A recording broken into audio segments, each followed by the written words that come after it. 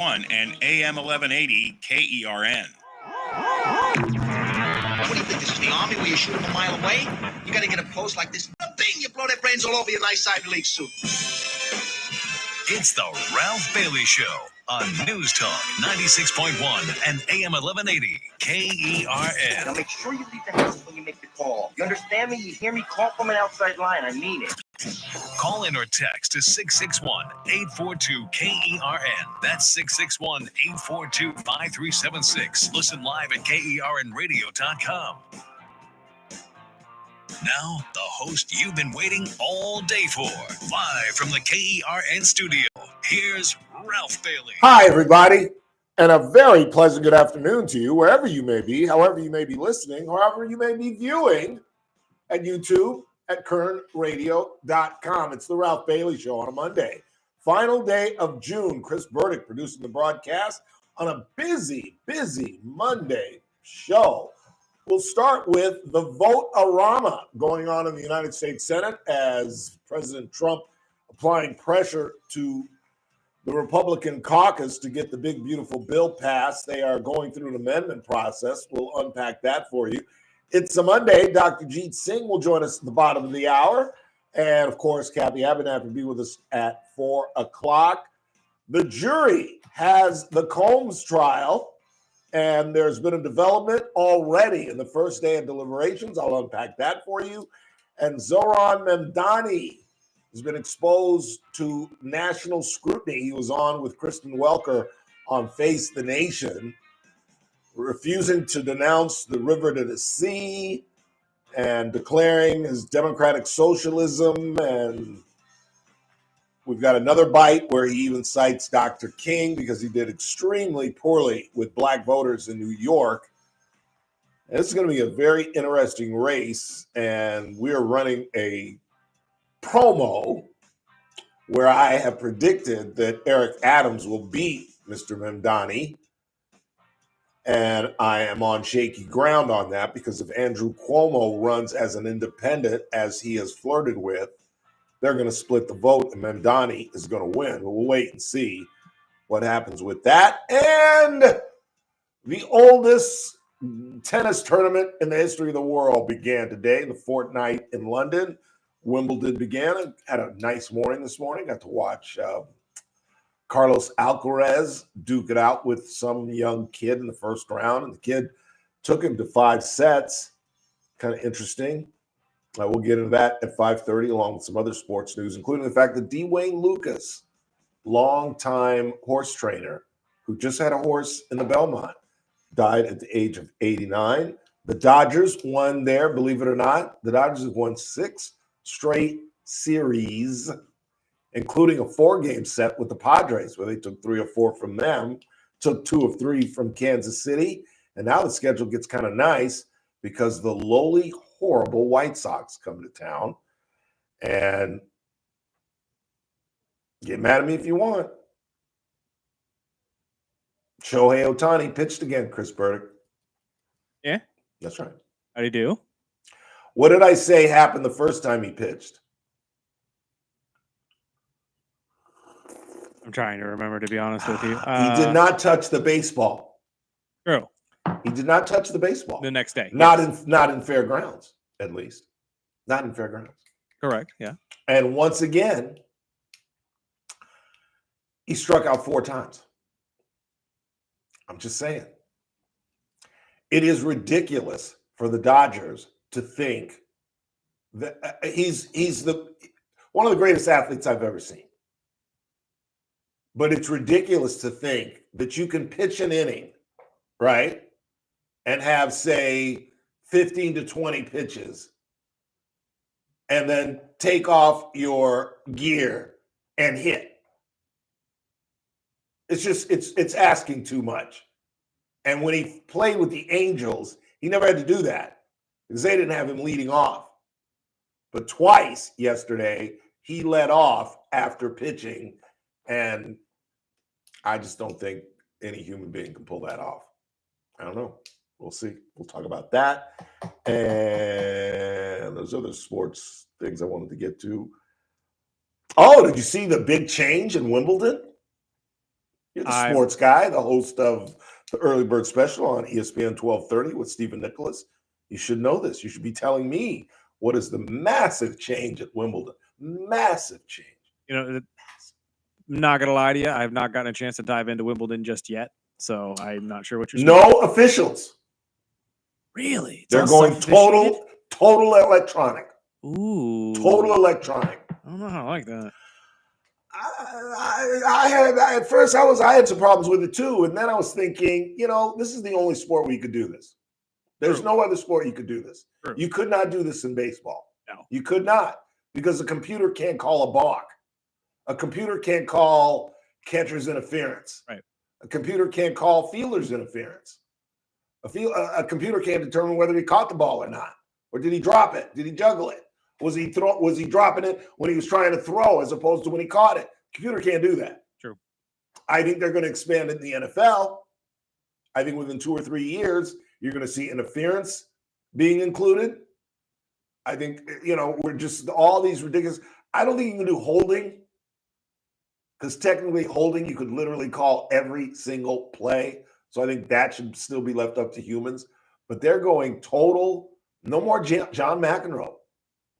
That's what McEnroe is saying right now, because he's still alive. He's still part of the broadcast for Wimbledon.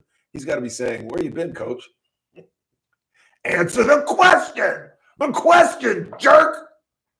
It's my John McEnroe impersonation. But we begin, obviously, with my weekend. I forgot to tell you about my weekend.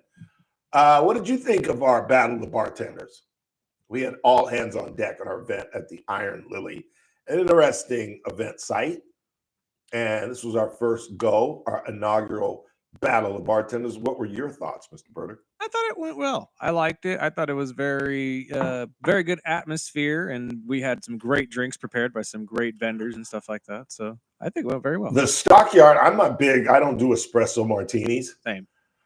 But the ones that Cassie made up were pretty. She did it with bourbon instead of vodka, and apparently you make them with vodka, but she made them with bourbon. They were pretty damn tasty. Although bourbon is my kryptonite, so I'm gonna stay away from bourbon. But and the ones that JR was with Casey Steakhouse. I was with the Stockyard with Cassie. Correct. He was next door with Liz serving peanut butter. What the hell was that? There's a peanut butter and jelly martini. They were tasty, but I don't know how the hell you drink that. That's fantastic. It's so incredibly sweet. Peanut butter. It's fantastic. Oh, God.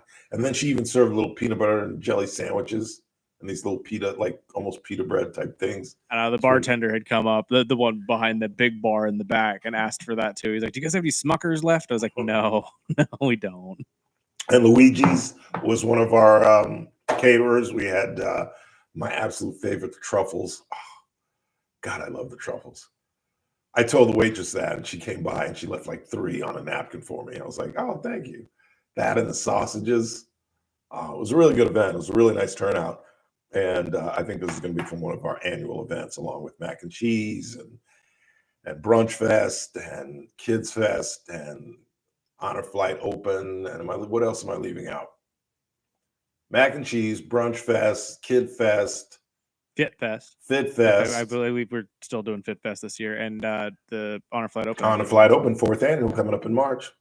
Speaking of the devil, shot another 89 yesterday. Did you really? Should have been better. Uh-oh. I hit the ball so well.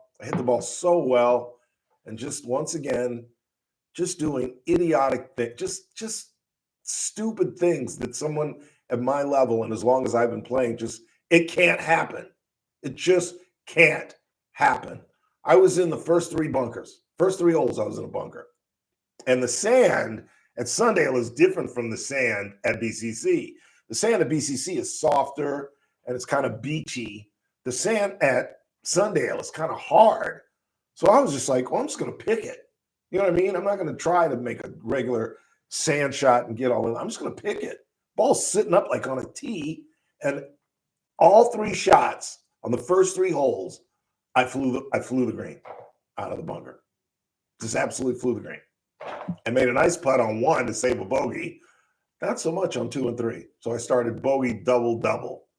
And then went par birdie. I did make a birdie again, made a little money.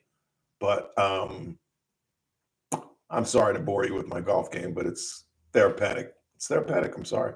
But like on seven, hit a decent drive, hit the perfect 5-wood from about 185. I'm hole high, but I pulled it just a skosh left.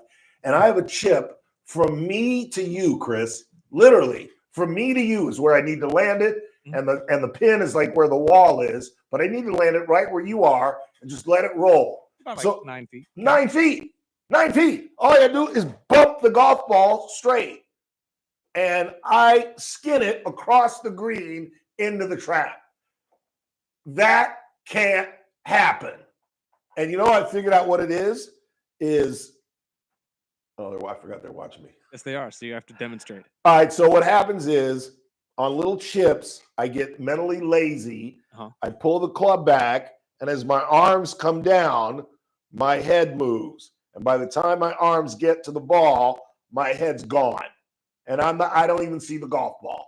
And I hit it right in the middle, and it skins across the green like someone who just started playing and rolls in the trap across the green, and I make 6. It's disgusting. Just doesn't make any sense. And then I go back to 8 and hit the shot of the day within 15 feet. 15 feet I hit it off over the water. Great shot, Ralph. 15-footer for birdie. 15-footer. I hit it 10 feet. 15-footer. I rolled it 10 feet. And, of course, missed the 5-footer for par. Made bogey. Thank God somebody got it inside of me because I'd have been even more mad because I would have won a greenie. You got to make par to win the greenie. Can't win a greenie if you had a 15-foot putt 10 feet.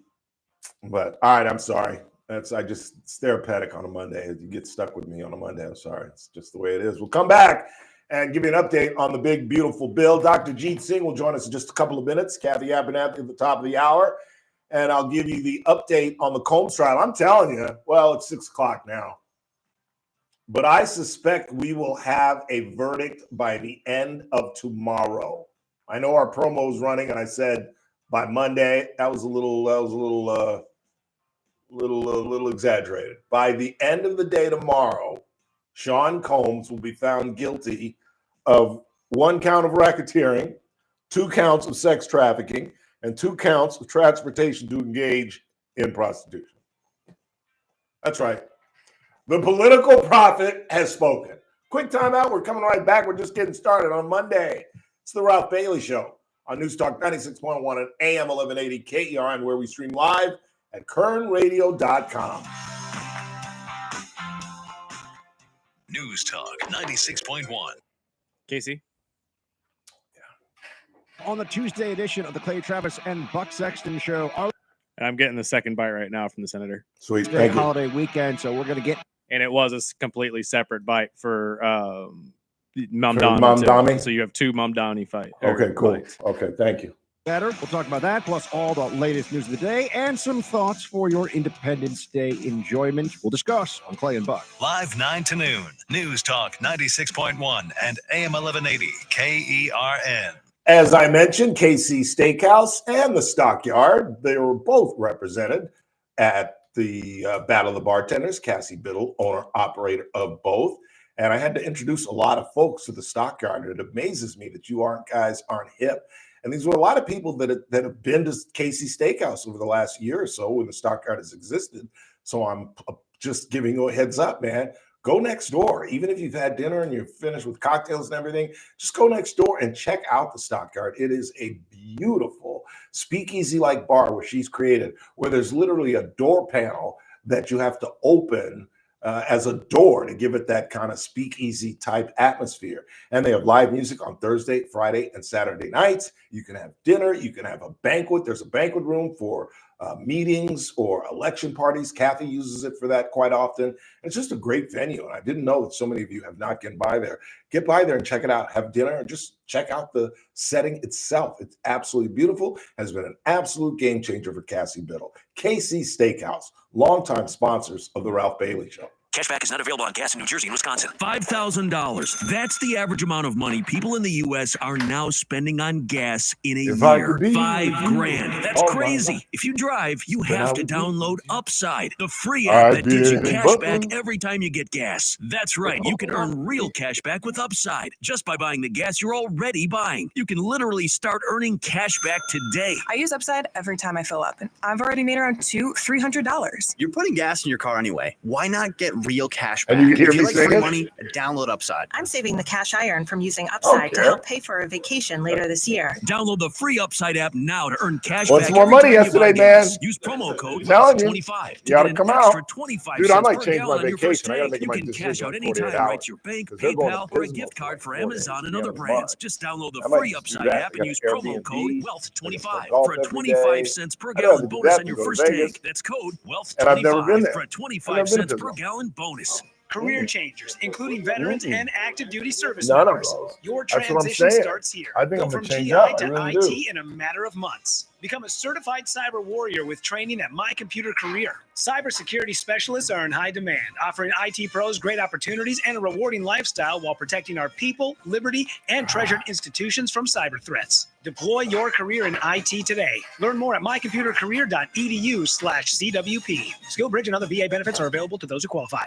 I'm Ed Evans, CEO of Consumer Cellular. No, we're not one of the big guys. Truth is, we don't want to be. If you're over 50, Big Wireless probably has you paying for more data than you might need. You could be throwing away thousands over a lifetime. We're not here to be the biggest.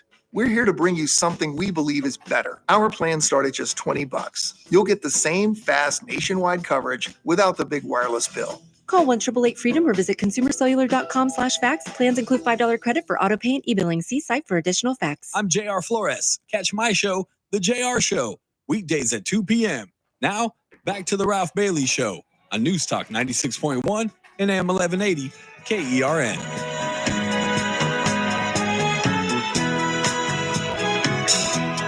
Mike, Big Dog Parent, hang on. Looking good, Pops, and I'm still alive. There is this ugly rumor running around. This happened to me once. And there's ugly rumors running around about me too. But there was an ugly rumor running around that Mike, Big Dog Parent of Taft, was dead. And I can guarantee you he is not. I've spoken to him on several occasions. He's not dead. Not dead. And I don't have valley fever. Now somebody saw me on a poster and thought I had valley fever. I do not have valley fever. I was part of a program that the county has put on called the Faces of Valley Fever, where they interviewed several well-known folks and some unknown folks. In fact, in my group, there was a group of 3 interviews they did with me. Was one with David Torres, local attorney and overall good egg, father of Ms. Torres, who is the assistant news director at and the head of the assignment desk at Channel 17. What is her name? Is JR in there? Erica Torres? Erica, thank you. Erica. I've known this girl for years. I'm sorry. God, please don't rat me out. And I know you will. I know you will. Everybody's going to be calling her right now. Now, then remember your name. And they were both participants in the media jam. Did you see the highlights? Yes, I did. You see Flores I shaking did. his booty? Backing up, I think it was Lena Rusk. It was Lena Rusk. He was backing up. I forget what they were singing, but it was cool. And I saw Jim, and it is kind of a fun event. It's mostly TV people. There are like 3 radio people, I think, that get involved. JR and Ken McLeod, and I think there's one more. But other than that, it's just TV people who want to show up. Whatever. The Senate bill is going through what they're calling a vote-a-rama. They are going to hang around and go through this amendment process. The Democrats are trying to slow this thing up. And I don't know where I stand on this bill. I've tried to explain that I believe personally that if one person comes off Medicaid, David Valdeo is not going to be reelected to the Congress. And Josh Hawley is in trouble in Missouri. I think they're going, and I understand what they're doing in terms of work release and work programs and trying to make people eligible for Medicaid to stay on Medicaid. In other words, the elderly, pregnant women, those people will remain on Medicaid and will not lose their Medicare. But some folks are, and it's healthy young men that won't go to work. But that won't be the message from the Democrats. The message will be Donald Trump and David Valadao and Josh Hawley all lied to you. And they said that nobody was going to come off Medicaid. No one was going to lose it. Boop, boop, boop, boop, boop. And look at the millions that have lost it. And they're going to use that against them. And I don't see how you counter that. I don't know how Mr. Valadao is going to go into a district that's 2/3 on Medicaid and somehow explain to them it's okay. It's just folks that are lazy and not working. And, but at the same time, I certainly don't want this thing to fail because I can't afford for my taxes to go up. I just got into a new tax bracket over the last 2 years and had to pay like close to $2,000 in taxes when I've never had to pay. I always ask to take a lot out of my check so I get a check back from the government up until about 3 years ago. And I started doing some additional work outside the radio station. So what, I paid like $1,600 this year if these tax cuts aren't reinforced, the 2017 tax cuts from Trump, and we lose those. What am I paying next year? $3,000 in tax? And what are you all paying? This is going to be one of the biggest tax increases in the history of the United States. So there's part of me that thinks that the party is going to be hurt, and there's a part of me that says, no, we need to pass this thing. It, as I said, reinforces the 2017 tax cuts. It kills taxes on tips and overtime for seniors. It raises the child tax credit to $2,200. It raises the state and local tax cap to $40,000.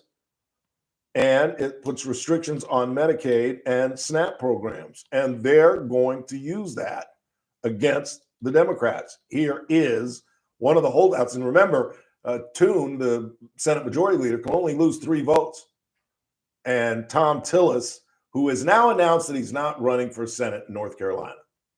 And this is another bad Trump fallout, that if you cross the emperor, you're essentially out of the party. And now a for sure Senate seat is now up for grabs. And you know who one of the candidates is going to be? Laura Trump. But Roy Cooper is an extremely popular Democratic former governor who's going to be tough to beat. But I would assume Laura Trump could hold that seat. But it's just ridiculous that if you cross the emperor, you are completely out. Here is North Carolina Senator Tom Tillis. Somebody, a self-described philosopher in a think tank that I admire a lot, but I realize if you're a philosopher and you're in a think tank, you by definition have never worked in an operational role. So you can't possibly understand what happens to this pipeline of power purchase agreements and the future of our grid. So here's what's going to happen. Wipe it clean. Put an excise tax in. Effectively,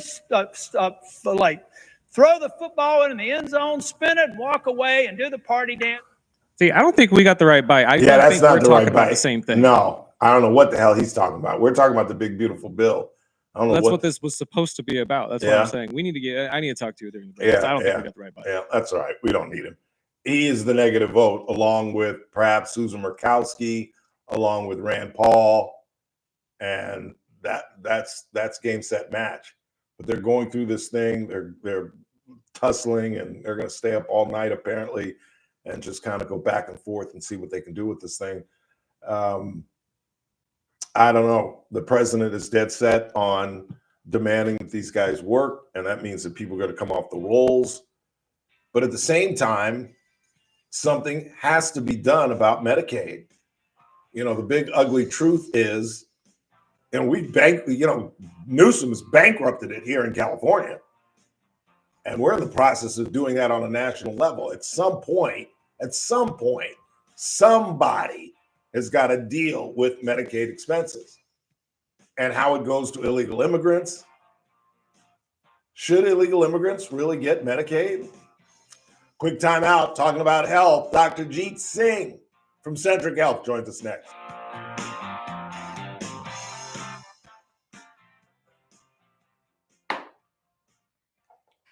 News Talk 96.1 and AM 1180 KERN. With SRN News, Say I'm what? Keith Peters in Washington. All right. Senators continue All right. debate over President Trump's tax and spending bill. With Democrats united against the Republican president's back to it. legislation, they're proposing dozens of changes, all likely to fail.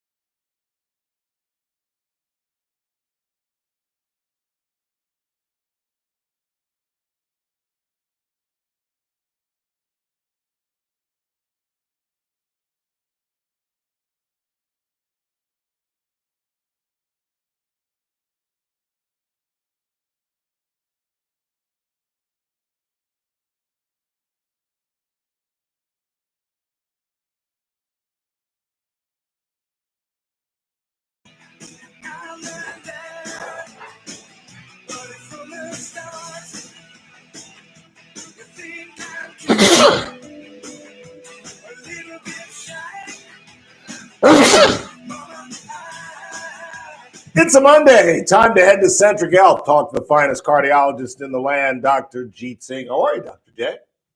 Good. How are you doing, Ralph? I am outstanding, although I just sneezed a couple times. I've been sneezing all weekend. I can't really explain, and they're always in twos. Like I never had to sneeze once. I sneezed twice. I feel fine. I don't have a cold. I don't know what it is. I've been doing it all weekend. Is it just allergies? Just to mention, there is a lot of reports of walking pneumonia these days. Is that right? Yeah. What would cause that? What would cause a rash of walking It's pneumonia? a bacterial infection like Mycoplasma pneumonia. Yeah. And the problem with it is that patients have a bad cough, very bad cough. And it's a hacking cough without phlegm. And patients usually have like low-grade fever.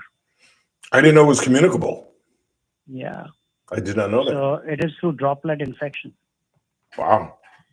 Yeah, so you get a swab and you can tell by the blood work and the test that you are positive like within 40 minutes. And what is the difference between walking pneumonia and pneumonia? Because it's a mild form of pneumonia and sometimes it just resolves on its own. So even though, and in most cases, if you give Z-Pack, it takes care of the problem. Okay. So that's why it's known as a walking pneumonia. You walk, talk, laugh, do everything, and you treat pneumonia.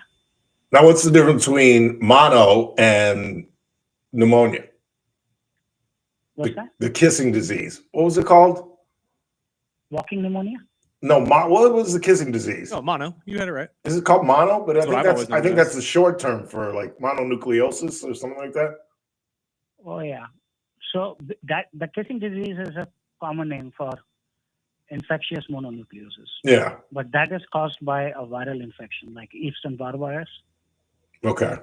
And that also, obviously, through kissing or from saliva, you get it there. Yeah. That was big at my high school. I don't know why, but there was a rash of it when I was in high school. I've had a lot of patients who have like chronic fatigue and they were tested positive for infectious mononucleosis. Really? That's not very serious, is it? Huh? That's not very serious, is it? It's not. It's not very serious, but sometimes it can linger for a long time. Yeah. Yeah. I had a friend that had it for like 2 weeks. Yeah. In school. So Almost people feel like very fatigued, tired, and even after they recover, they have a post-infectious mononucleosis syndrome. So the effects of it, just like COVID, like long COVID, you feel the same kind of presentation. Okay. All right. I wanted to talk about a friend of mine in Los Angeles. Unfortunately, he is 55 years old and found out that he has cirrhosis of the liver. Yeah. I was like, how could you let this happen to yourself? How does one walk us through what cirrhosis of the liver is? So, the way this starts is there is a chain of reaction. So nobody suddenly gets cirrhosis. Right. And whenever you think about cirrhosis, people think always alcohol. So there are like 10 different causes of cirrhosis too. So just to tell you, there is a normal liver and it has a capacity, if it's damaged in initial stages, it can recover. It has cells which regenerate and they immediately fight the liver disease. The earlier changes are known as fatty liver. Now, the fatty liver actually is the time when your liver functions are abnormal. You have time to correct and it's reversible. Then it goes to a next stage, which is inflammation. From fatty, it goes to inflammation and causes hepatitis.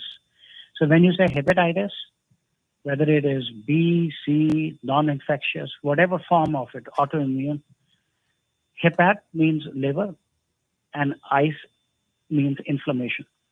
So it's the stage of inflammation. Now, if you don't correct at that even time, then you go to cirrhosis of liver. That's why I said to him, and I didn't mean to, I meant it out of affection, but I said to him, how could you let this happen? Because I knew that you do have to go through, you have to be pretty doggone ill to have cirrhosis. You've ignored doctors' warnings if you have cirrhosis, correct? Is that accurate? Absolutely. No. People wait till the end sometimes and they get into cirrhosis of liver. And obviously, one of the most common causes is alcoholic liver disease. Yeah. But some people have hepatitis, whether it is hepatitis B or hepatitis C. But you'll be shocked. There are a lot of patients in Kern County because of obesity. They have a non-alcoholic fatty liver disease. Really? So because, yeah. And I have a few patients actually. And you'll be shocked, even though it's not indicated by book, but Ozempic and especially Wegovy. I have tried on those patients for weight loss, but what it also does is it gets rid of the fat around the liver. And their inflammation, their liver function, abnormal tests, they all started improving. So it took 1 year for a patient. She lost weight, but also her fatty liver condition improved. Wow. So just to mention about few things which they are not indicated for, but these GLP-1 classes have helped to get rid of visceral fat too, around your tissues, on your soft organs. So it's something that I will just like to mention to people. Dr. Jeet Singh from Centric Health is our guest. Once you get past inflammation, is there any turning back? If the scarring has occurred, which you can tell by biopsy, and if there is a dead tissue there, then there is no turning back. No. And it's deadly. It's deadly.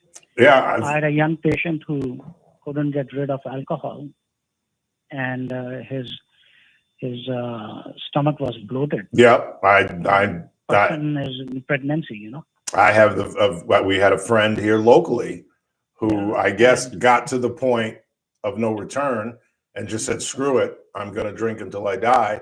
And you're right, he had the paunchy stomach and he began to get jaundice. You could tell in his skin and in his eyes that he wasn't right. And he passed 3 or 4 months later. So sad. Yeah, I just lost a patient last month. Really? The boy was like 40 years old. 40 years old. Yeah, alcoholic. Wow. And parents, such nice parents and great family. He went the wrong path. That is so sad. It really, really It's very is. unfortunate to lose young kids with these conditions.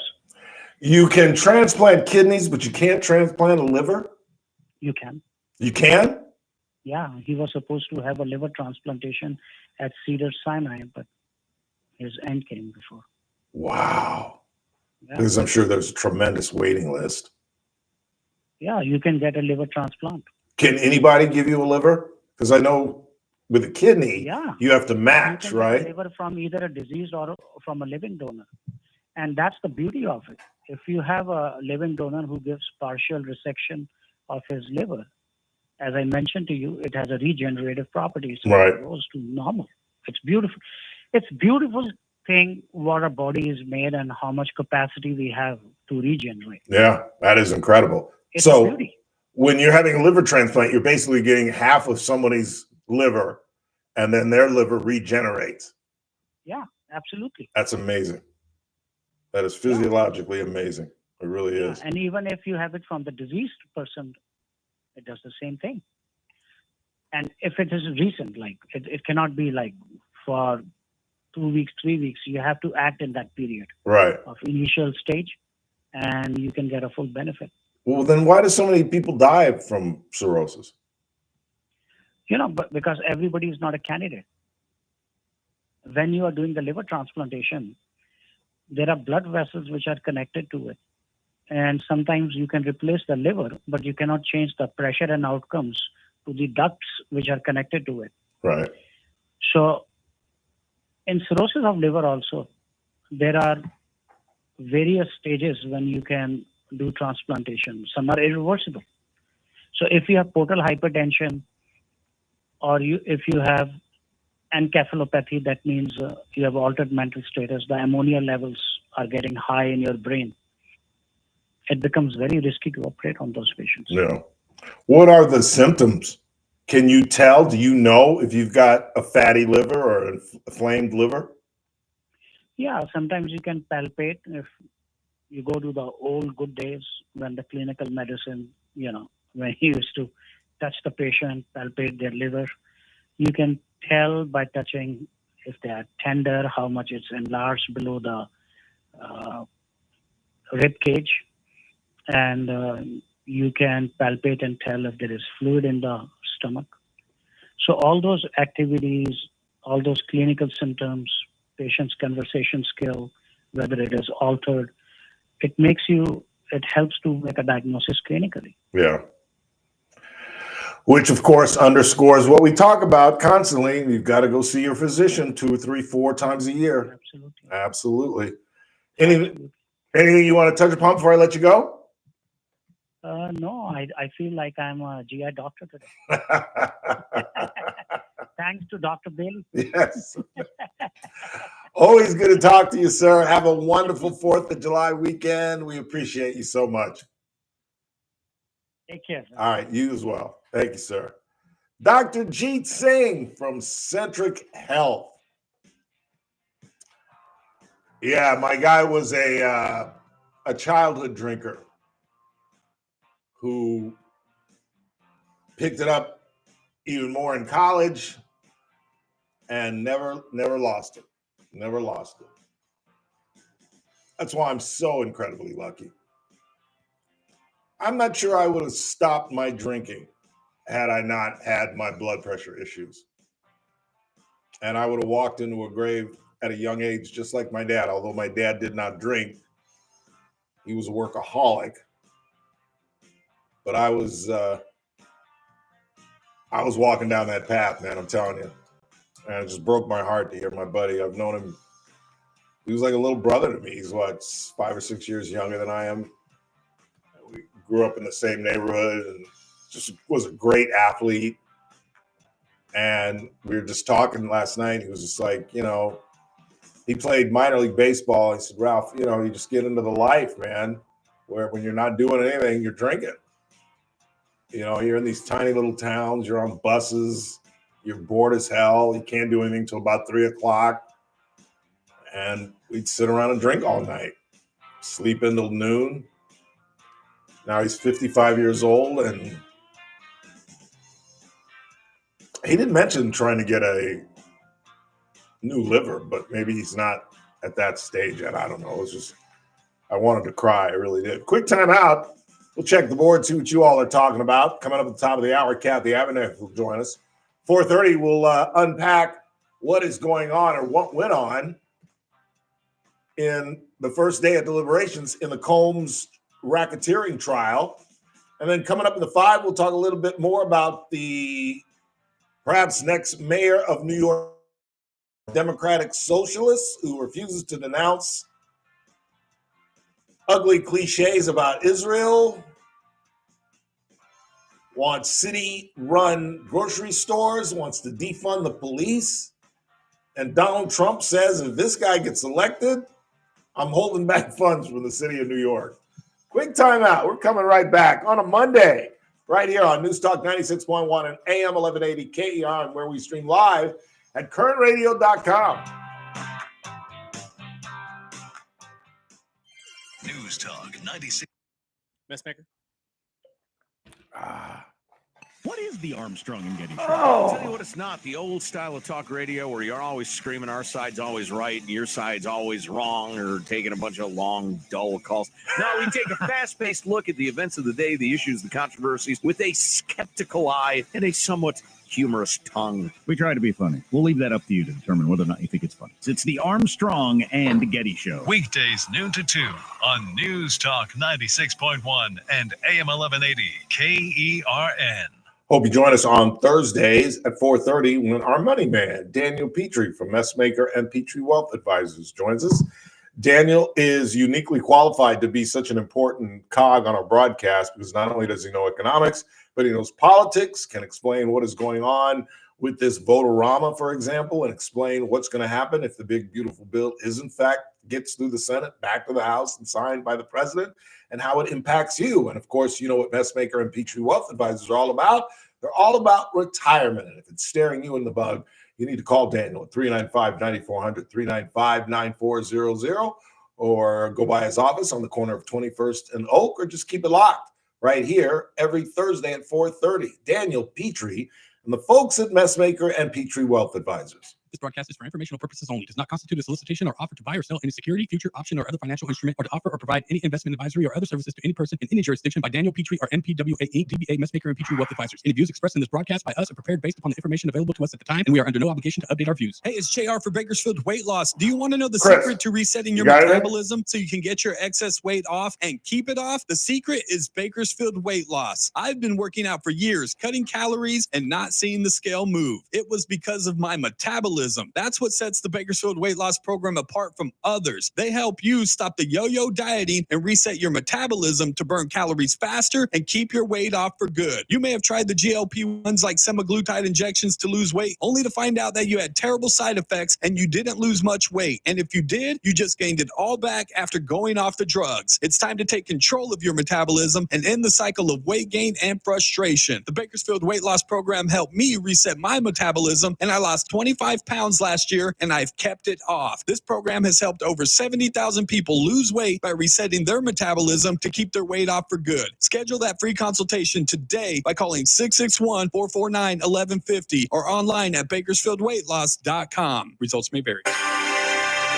This is a special alert for Americans who owe more than $10,000 in back taxes. Get ready for a toll-free hotline number. Call and get free information on how to take advantage of new initiatives that could significantly reduce or even eliminate your tax debt. Call Stop IRS Debt today at 800-893-8907. Learn how you can stop collection calls, IRS letters, bank levies, and wage garnishments, all by using a proven A+ BBB-rated tax system that negotiates with the IRS for you. If you haven't filed returns in years, or you're already in a payment plan, you can still get. Are we going to tax have to hook relief. that The mic up to government is ready Kathy? to work out a generous program that can resolve your tax debt quickly. Be warned, this situation won't last forever, and your tax debt will only get worse if you don't act now. That was Do a dumb not try question. to handle it yourself. Call Stop Actually. IRS Debt now for free information. 800-893-8907. That's 800-893-8907. 800-893-8907. The Armstrong and Getty Show,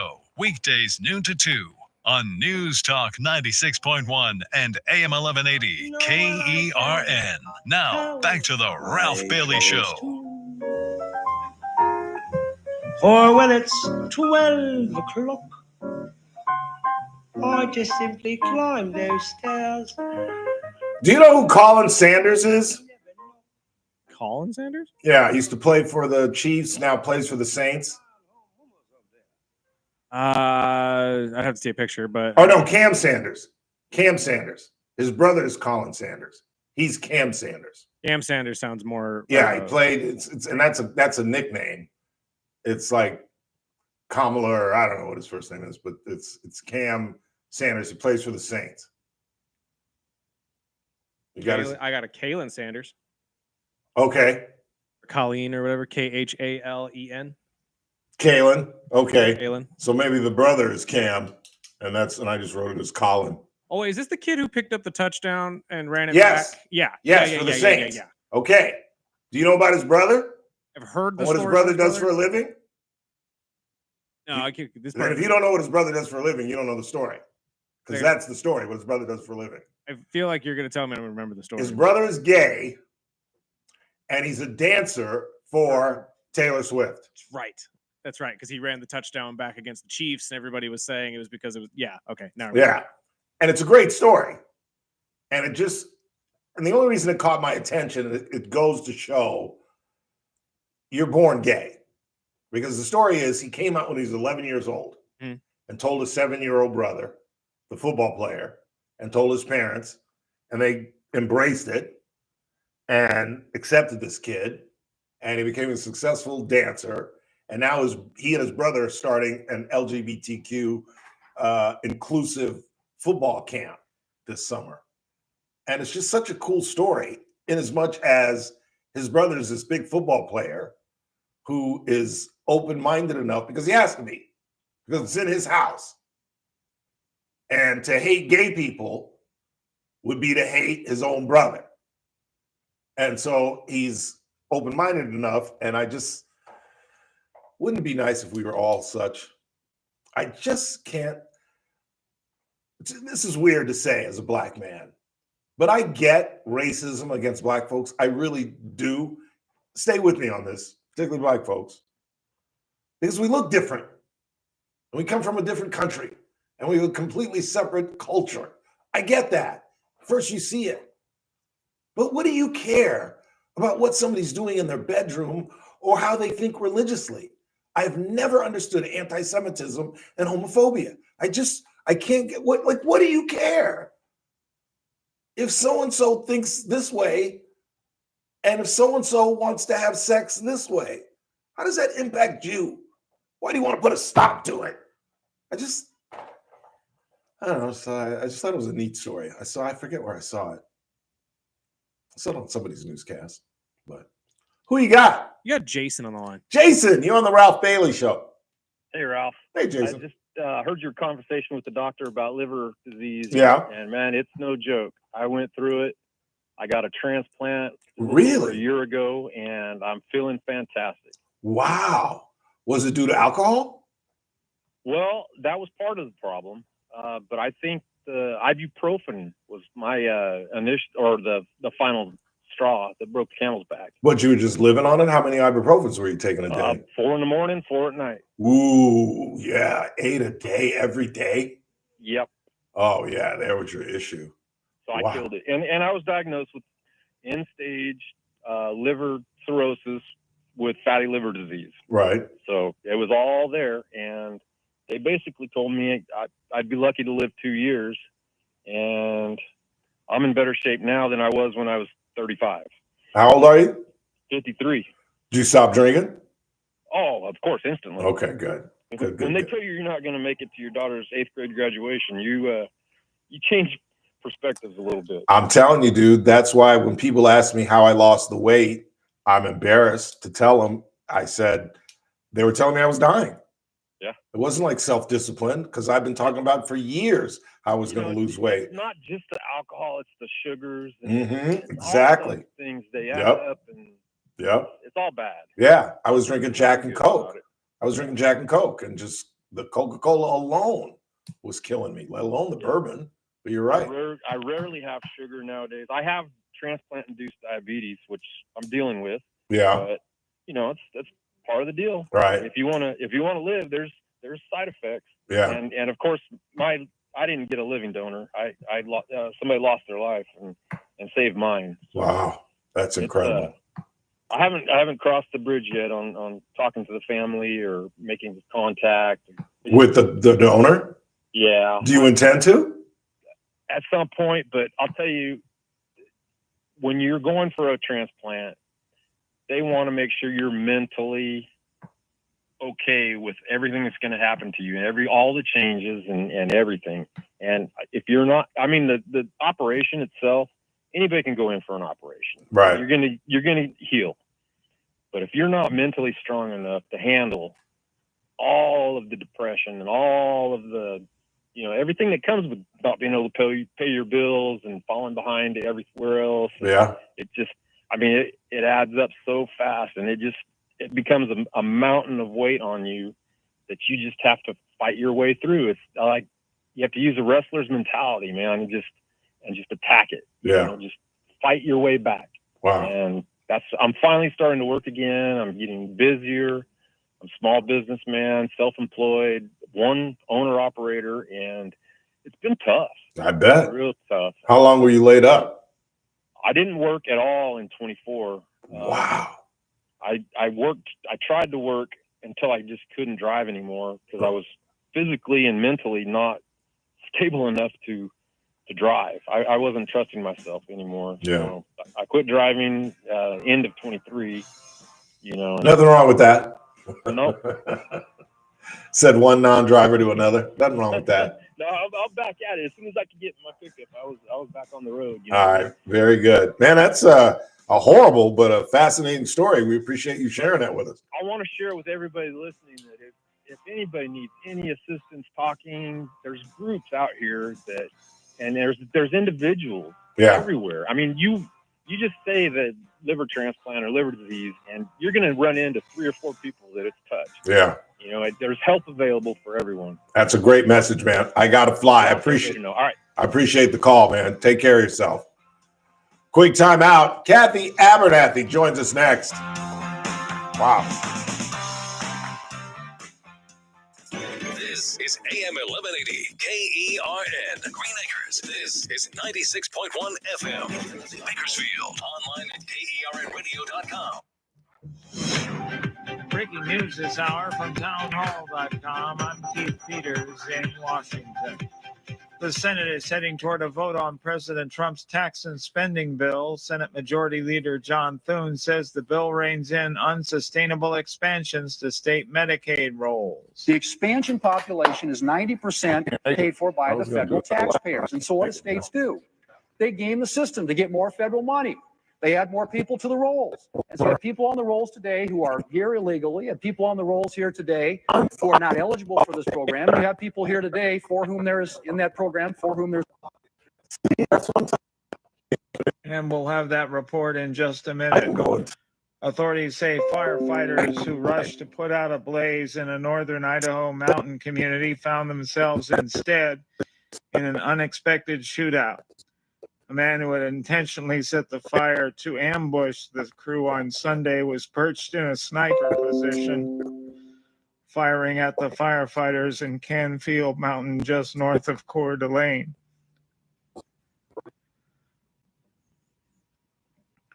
Authorities say they took cover behind fire trucks, but 2 died, and a third was wounded during a barrage of gunfire over several hours. First responders made urgent calls for help. Authorities eventually found the suspect dead in the mountains. It's unknown how he died, and authorities have not yet revealed a motive.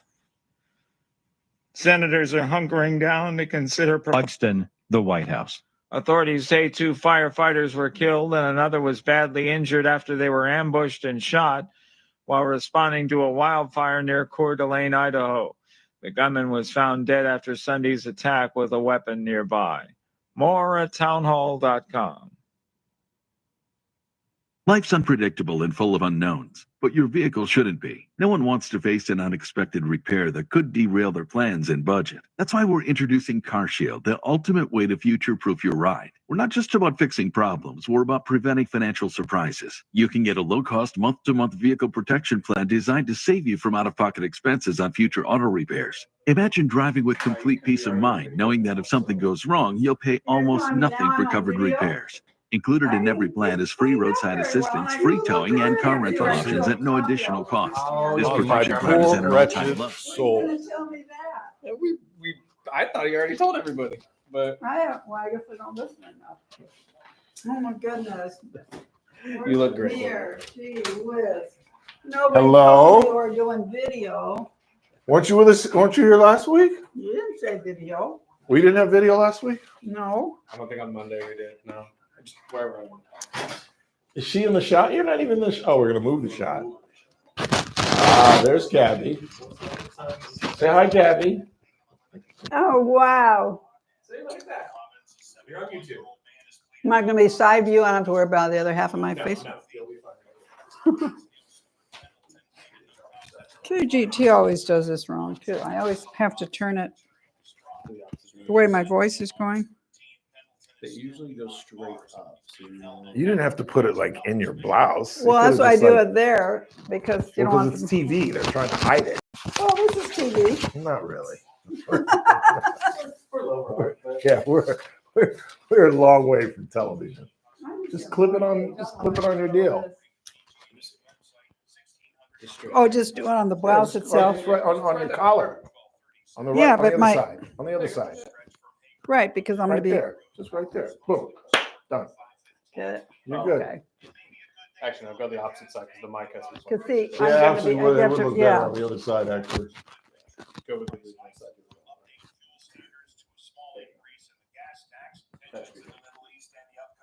Like that? Yep. Yeah, I'll do that that looks right now, better. and we should be fine. That looks better. Oh, you should have come to our Battle of the Bartenders. It was a nice event. No, I didn't know about it. It When? was Saturday. I Oh. told you about it. No, you didn't. Do I look like somebody else on your show? You didn't tell We me have that. the You thing sure didn't tell me this. It was here. I was here last week, sitting there. Well, then you definitely weren't involved. Yeah. Where was that? The Iron Lily. Oh yeah, I've been there. It's an interesting venue. Yeah, I don't know what I think of it. I can't It's remember. kind of, yeah, it's kind of warehouse-ish. But have you been to that Cali Brew on 19th near R? I just had, our Rotary just had a luncheon there. It's a big booth-like restaurant and then a big empty room like we were in for 100. Right downtown, 19th R too. Very nice. I heard the food's good.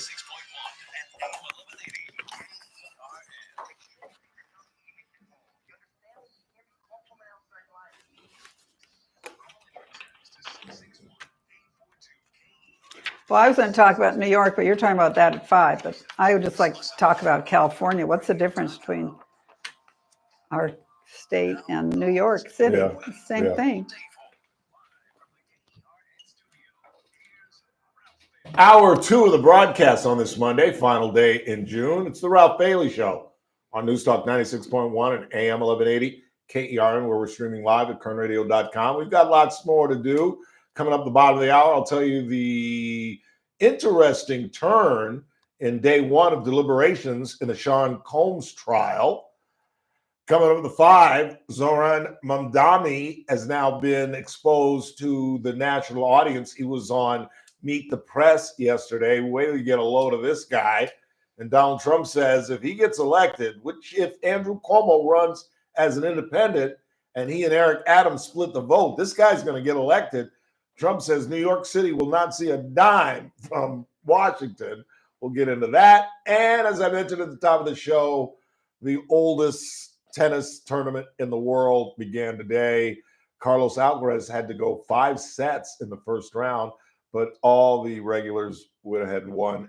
Arina Sabalenka won, and Coco Gauff goes in the first round tomorrow. We'll get into that.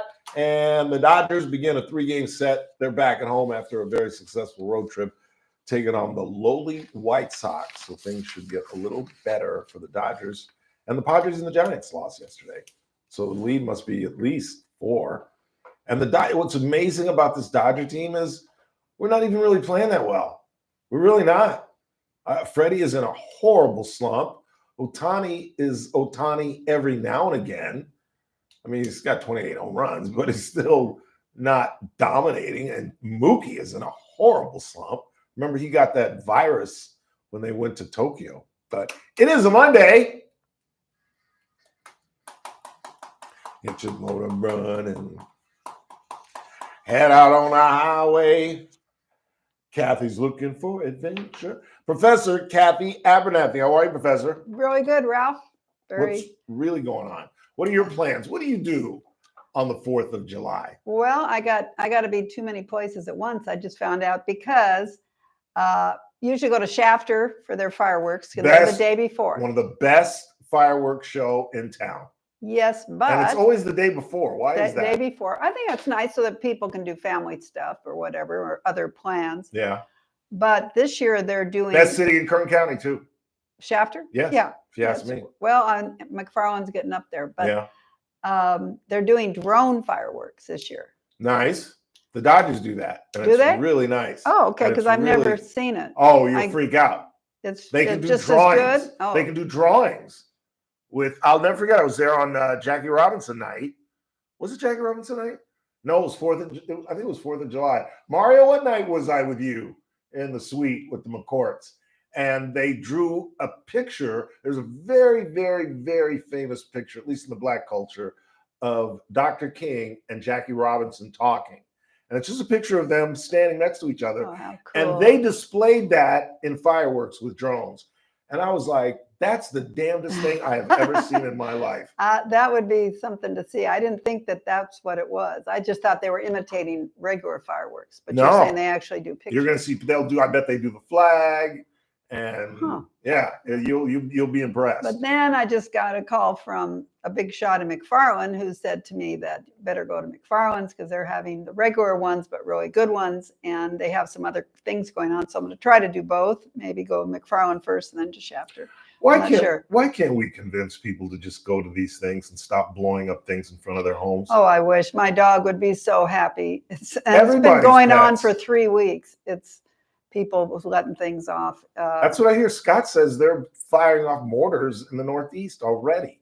And the Northwest, yeah, they do it all the time. And it's very hard on the dog. And, the first time I heard it, I thought, was that a firework? It sounds like a gun. Then I realized, we're into the... And you're hearing it already? Yeah. Oh, yeah. I've been hearing it for a couple of weeks. We don't get it that badly in downtown, Westchester. I think it's goofballs probably. Maybe they're out in open fields. I don't know if they're actually doing parties, but I can hear it strong and clear, as can my dog. We have to put her in the garage or something, or she just goes nuts. That's crazy. But I guess dogs hear too well. Yeah. But so anyway, and then I have a friend that lives up in Camp Nelson. Have you ever been? Do you even know where that is? No, I do not. It is, you go to Springville, Porterville, then Springville, then a little more east. And I've never been further than Porterville. It's actually federal land that they want people to have cabins on. They want people inhabiting it. And this cute river comes down and there's a nice little pool. So a friend lives there. We're going to go up there. I love Porterville. Yeah, nice I really do. Nice town. Yeah, Springville is nice too. Yeah, it's smaller, of course, but when we were tight with Eagle Mountain Casino, I spent a lot of time in Porterville. We used to play their golf tournament every year and just go up there and visit. And you're right; they've got a nice little river that goes right through the golf course. It's a pretty area. Tulare and all the towns in Tulare County, I have to say, looking at Bakersfield, they don't have all the mess we have. They don't have people living on the streets and standing in the medians and all these things that we have here. I don't understand what the laws are. No different there than here, but it's just better. None of that's on the street like we have here. Is it me, or does it seem like the homeless come out during the summer, or is it just that they stand out more in the summer? Because I was driving by today and I just saw a guy in pants and no shirt pushing a cart, and I was just like, how do they live? And here's another thing that I don't know why I think of stupid things like this, but he had looked like a recent haircut. Oh, like how do you get a haircut? How do you have short hair if you're homeless? Some nice barber that let you in his shop, but boy, not shirtless. This guy looked like a Neanderthal. Yeah. He was really dark and kind of hunched over. They need to be in permanent places, locked that they can't get out. I don't mean in cells, but we had the Lanterman facilities where they're safe, they're fed, doctor visits, once a week, whatever, but they can't be on their own. And we're not being good to them by letting them live like that. They're going to get killed. And a lot of them do. A lot of these pedestrian deaths that you hear about on the street are middle of the night, these folks. So no, but I see in Tulare, I've been in Visalia, Tulare, Porterville the other week. Their parks, they're really strict on their parks. There's like a $5 per car entry fee, and it closes a certain time and you're out of there. We're not that way. And so they don't have the trouble. They don't have if you knew how much the city pays to repair the bathrooms in these parks, it's criminal. Hundreds of thousands of dollars per park for the damage. Why are they even open?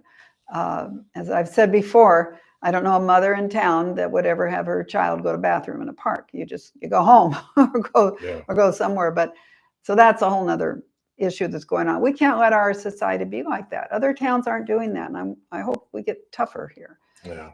But, and tougher, and it's better for those people that cannot survive on their own. They're not just homeless. Home wouldn't help them. They've got to be somewhere fed, secure, that sort of thing. I'm not sure there isn't something right outside that window. Somebody living underneath your... I wouldn't be surprised. Yeah. I wouldn't be surprised. But, anything you want to talk about before I get to the big, beautiful bill? Oh, well, I guess, the House was supposed to, and the Senate was supposed to be in recess this week, 4th of July, and they had a lot of plans booked. The vote-a-rama. And now... Well, first, let's start with this July 4th deadline. Why do they make these self-imposed deadlines? Because holidays are the only way to not keep it going. and the December Christmas break. That's a big, everybody wants to go home. So, okay, well, all right, I'll vote for The it. smell of jet fuel. That's what they say. Smell of jet fuel will get people to vote. Good line. Get me out of here. Yeah. So they're doing that with this week. I understand, like, Vince Fong, our congressman, has to fly back because they're supposed to be here all week. They're going back Wednesday. So they're anticipating that they're going to get it done. So. Well, it's the Michael Bowers doctrine. That's what I've determined it. I told Michael when it went to the House, I said, it's never going to pass. And he looked at me. I'm glad we're televised because he looked at me just like this. He went, Ralph, at the end of the day, they'll all get in line. And that's exactly what's going to happen in the Senate. Because there's no way in the world, even Rand Paul, Tillis, these guys cannot allow those tax breaks to expire. They just can't. Right. And because they'll lose my vote, Kathy. I'm just now starting to pay federal taxes. And if they go up, I'm. But you know what the beef is there? You've got, 10 states out of 50 that charge outrageous income tax. And then you got the other states like Florida with no income tax. Right. And then so these Californias and New Yorks and Hawaii's say, well, our people should be able to write off their state taxes. $40,000 is where they put the limit to. Well, and the other states say, wait a minute, why should we pay more because their state capital imposes such high income taxes?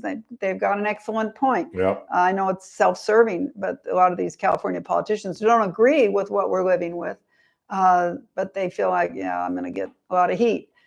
But that's the wrong incentive to get good government in my book. But that's going on too. So that's a battle. That's called the SALT tax. I don't know when people hear that term. State and local taxes. To be able to write off your state and local taxes. And then, there's a lot of other issues. This whole Medicaid thing, and I heard you saying, many will say, well, Valadao can't win if they cut Medicaid. Am I wrong? Well, if he, and I'm sure he does. Because that'll be the whole campaign. Well, they'll try to do that. But then on the other hand, his point back would be, so you want healthy, young, 35-year-old men sitting on the street or, not going to work. They're healthy, not so much the ones on the street. Right. We're saying get them off and get them working at least 2 40-hour weeks, 80 hours a month, or 4 half-time weeks, working somewhere. Plus, in time, they'll pull themselves out of poverty. All we're doing is, how do we keep them in poverty? Well, we just tell them, here's your health care, here's your food stamps, here's your cell phone, here's all your discounts, here's your low-income housing or free housing. And so when they're young and healthy, and a lot of these are single males, what the heck, why aren't they working? Clinton did it in the 90s. He sure with did. Welfare, it took 3 and votes, like but we got him. He finally signed it the 3rd time, work for welfare. Who took it out? Next time we had a Democrat, Barack Obama. Yep. So now growing Medicaid rolls that are so expensive, so costly.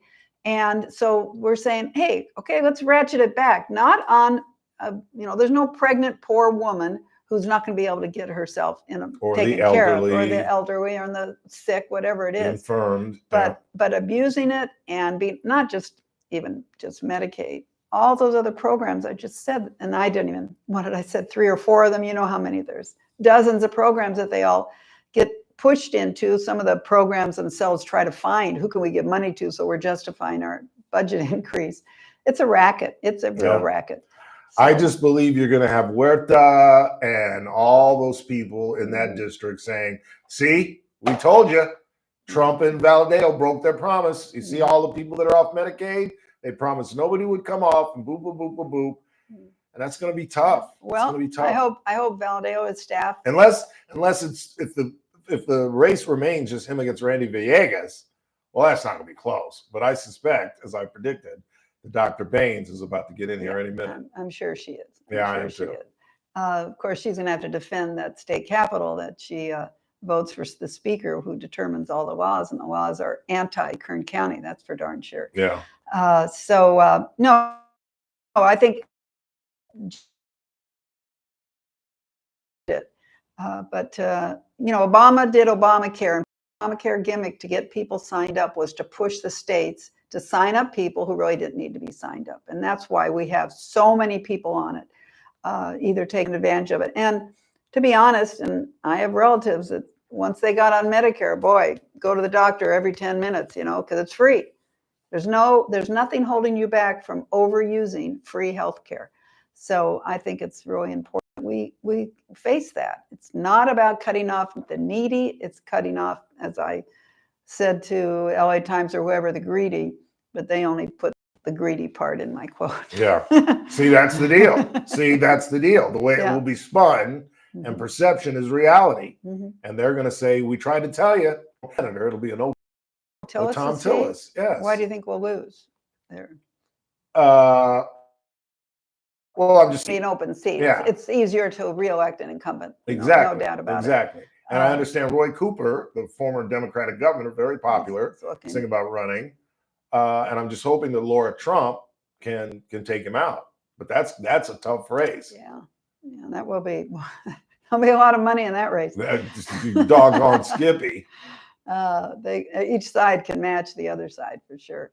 But doesn't it get back yeah. to the point that why does Trump want to run people out of the party just because they disagree with him? Why can't he embrace Tillis and just say, Tom, you're wrong on this, but we'll get you next time? Or I think we've been down that road either you're already. with me or you're against me. And if you're against me, you're out of the party.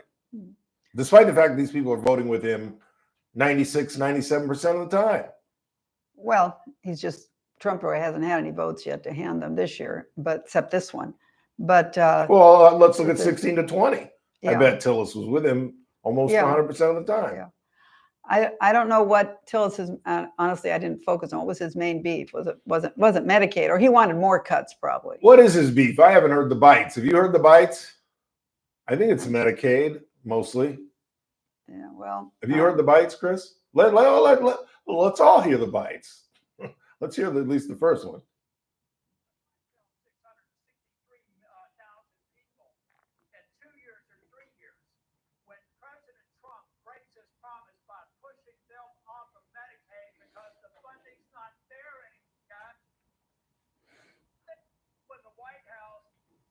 Advising the president are not telling him that the effect of this bill is to break a promise.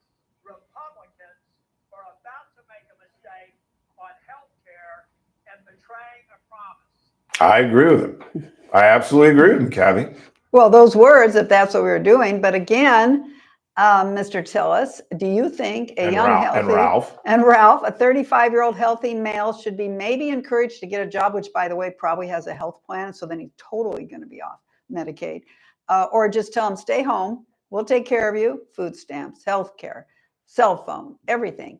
I don't understand how Tillis hasn't read the bill to know exactly what the goal is. I have trouble believing he's saying that with a straight face. I don't blame Trump. That's very misleading, completely misleading. Trump's not interested in that. And if you want to talk about the going off the deep end, 2033, which sounds so far away, but what is it? Less than 8 years. Social Security and Medicare. We don't have the money for it. They're going to have to make cuts. They're talking about, a 16% cut on Social Security unless you raise a ton of taxes to handle Medicare and Social Security. That isn't even this Medicaid. This is two other much bigger anchors that there's not enough working people in America to pay those costs. And now you have all these retired people coming up. You and me, who's going to pay that for over the next 25 years if we don't have a working population? Yeah. So I'm surprised Tillis just blanketed said that. It's 680,000. And he's saying there's 680,000 healthy people under 55 who should be working but aren't. And he thinks the solution is, well, we'll give you health care too. I don't agree with that. I don't think the taxpayers, who mostly are all working in jobs that they also pay their health insurance costs every month, they're doing that and paying their taxes and not getting free health care. They're either getting it from their employer but paying towards it. Nobody gets it for free. Problem is, you and the White House are looking at this intellectually. You're saying, look at the fine print. It doesn't include this, and this, and this, and this, and this, and this. And that's not going to be the Democratic message. No. The Democratic message, and what we heard from Tom Tillis, is what the message will be. The president broke his promise. David Valadao broke his promise. That will be the message. And I'm sorry, whether it's right or wrong, that will resonate. In my opinion. Yeah. I No, ca- I don't disagree. I pray I'm wrong. No, I I don't pray I'm disagree wrong. that will be the battle. But I believe, I think Valadeo should be a lot more clear right now and strong about it, because sometimes I think people, you try to play both sides, it doesn't work. He knows exactly what it is. He knows what we're saying. He knows that it isn't cutting off needy people. And so he needs to push that. It's just like these other government agencies that Elon Musk and others are trying to make cuts in. It's because it's so inefficient what they're doing there with either employees sitting around, as I joke, but I'm afraid it could be true. There's people that file carbon copy paper that nobody's used in 30 years, but that was their job to make sure there's enough carbon paper that when you type on. It's just things like that still exist. But you allude to Elon Musk. He hates the bill as Yeah, well. right. Well, I don't know what happened with him. It could be he's upset because they're cutting some of the benefits that his industry has made. The environment stuff. Because of all these other costs. Clean energy stuff. Yeah, and Elon was saying, well, I can make you cuts in a lot of other areas, then you won't have to touch what I care about. And the man is brilliant. He's doing a lot of brilliant things, but he's got to understand we can't do both because, he's benefited. The public has benefited from many of the things he's invented. But we still cannot keep paying all these things when people aren't working. It's the people working that has to happen. We have to get people working again. And if they don't have an incentive, and it ricochets, trickles down, whatever you want to call it, because teachers will tell you, principals will tell you, that the young children who depend on parents to get them to school, not so much the buses, but just to get them up in the morning, when their parents don't work, nobody's pushing them to go to school. And that some of these, they say the poor children can miss 50% of the school year because they're home, because their parents not getting up in the morning. Got to go, 7 a.m., everybody up. So it's the whole system gets bogged down when you don't encourage more workers. Kathy Abernathy is our guest, and she is every Monday at this time. What do you got? I brought you brought notes and stuff. What do you want to talk about? Well, the only thing I was going to mention is I don't see a lot of difference in where New York City is headed and where California is already at, if that Democrat wins, because the things he's talking about. Mamdani. Mamdani. I'm putting down. Zoran Mamdani. I write mom, and then I write my cousin Donnie's name. Yeah. 33 years old. Never run anything in his life. He's been an assemblyman in New York for a couple terms. Right. Yeah. Which makes that legislature makes our makes us look like moderates. Right. Are you kidding me? And it's amazing. He only won with 43%. And do you agree with this? I said that it's phenomenal that this guy goes up against Andrew Cuomo, the only person in New York City he could defeat, other than maybe Eric Adams. And now, if Cuomo stays out, Eric Adams goes up against Mamdani, and Mamdani is the only person Eric Adams could beat. They could dig up Ed Koch, and Ed Koch would beat Eric Adams. The only person he could beat is Mamdani, because as long as Cuomo stays out of it, Mamdani cannot win with a defund the police program. There's no way in the hell. Right. And bagging on Benjamin Netanyahu, where it's 12% Hebrew in New York City. He wouldn't even say, I don't like. We're going to play that in the 5 in Fatata, the River to the Sea. He couldn't answer the question with Kristen Welker yesterday. No, it's but this ranked voting is going to come out tonight. I understand. That's what they do in New York. So his percent's going to go up, but that's just on this silly, stupid ranking thing. Which if we ever get in California, let's all make sure we don't. But if we did, I'd play the game. My second is like some communist or something. So. That's the game that they played, and we'll see if he ends up a little higher than what was he 43? Yeah. As long as Cuomo stays out of it, Adams wins. Don't you agree? Well, I don't know how much they're going to pound on Adams. I don't know what kind of campaign he's going to have. This guy wants to get rid of the prison systems. Yeah, and he the wants cops. city-run grocery stores. I love that one, where they don't have to pay rent or property tax. Just free busing. And when they don't free childcare, when they don't pay property tax like Albertsons, then you don't get that money in the city coffers. Yes. I don't know what this man. Oh my God! Well, it sounds good. He may never do it, but to the ignorant voter, it sounds good, which is sad to be that ignorant. It reminds me of what Ed Koch said the night that he lost.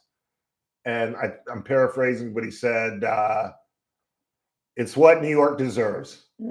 It's what New York That was deserves. gonna be, I overestimated the intelligence. No, he of the said, voters. they got what they deserve. Yeah. And if they elect this guy, you get what you deserve, because crime will go out the roof. Well, and we should recruit all these people. He's going to raise taxes on, move to Kern County. We'll give you the land. We'll give you. Absolutely. Always good to talk to you, Professor. Have Thank a you, great Ralph. 4th of July. Okay. Kathy Abernathy, quick time out. We're coming right back. I don't know what I've been sneezing all weekend. I do that a lot. I feel fine. I don't have any. Yeah, I never used to sneeze at all, and sometimes I can't stop. I don't know. We have to reattach this to the headset. Oh, I took too much out. No, we got to reattach it to this thing so they can hear the. Oh, Ralph, we're off the air. Yes, we're still on. Okay. We're still on audio. I can turn it off. Turn it off.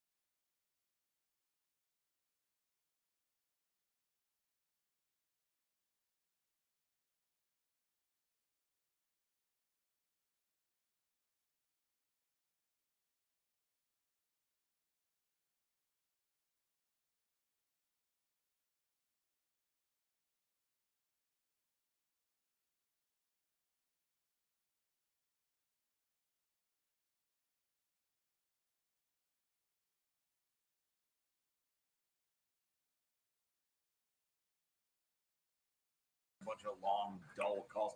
Now we take a fast-paced look at the events of the day, the issues and controversies, with a skeptical eye and a somewhat humorous tongue. We try to be funny. We'll leave that up to you to determine whether or not you think it's funny. It's the Armstrong and Getty Show. Weekdays noon to 2 on News Talk 96.1 and AM 1180 KERN. You're listening to The Ralph Bailey Show. Catch me weekday morning 6 to 9 a.m. on First Look with Scott Cox, News Talk 96.1 and AM 1180 KERN.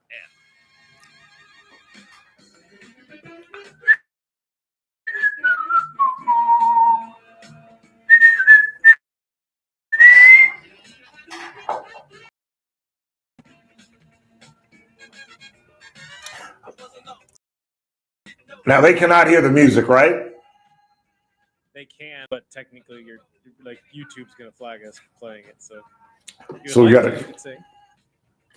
Ooh, and then suddenly see it. Ooh, I believe you every single day of my life. You're gonna see this a lot in the NFL this season.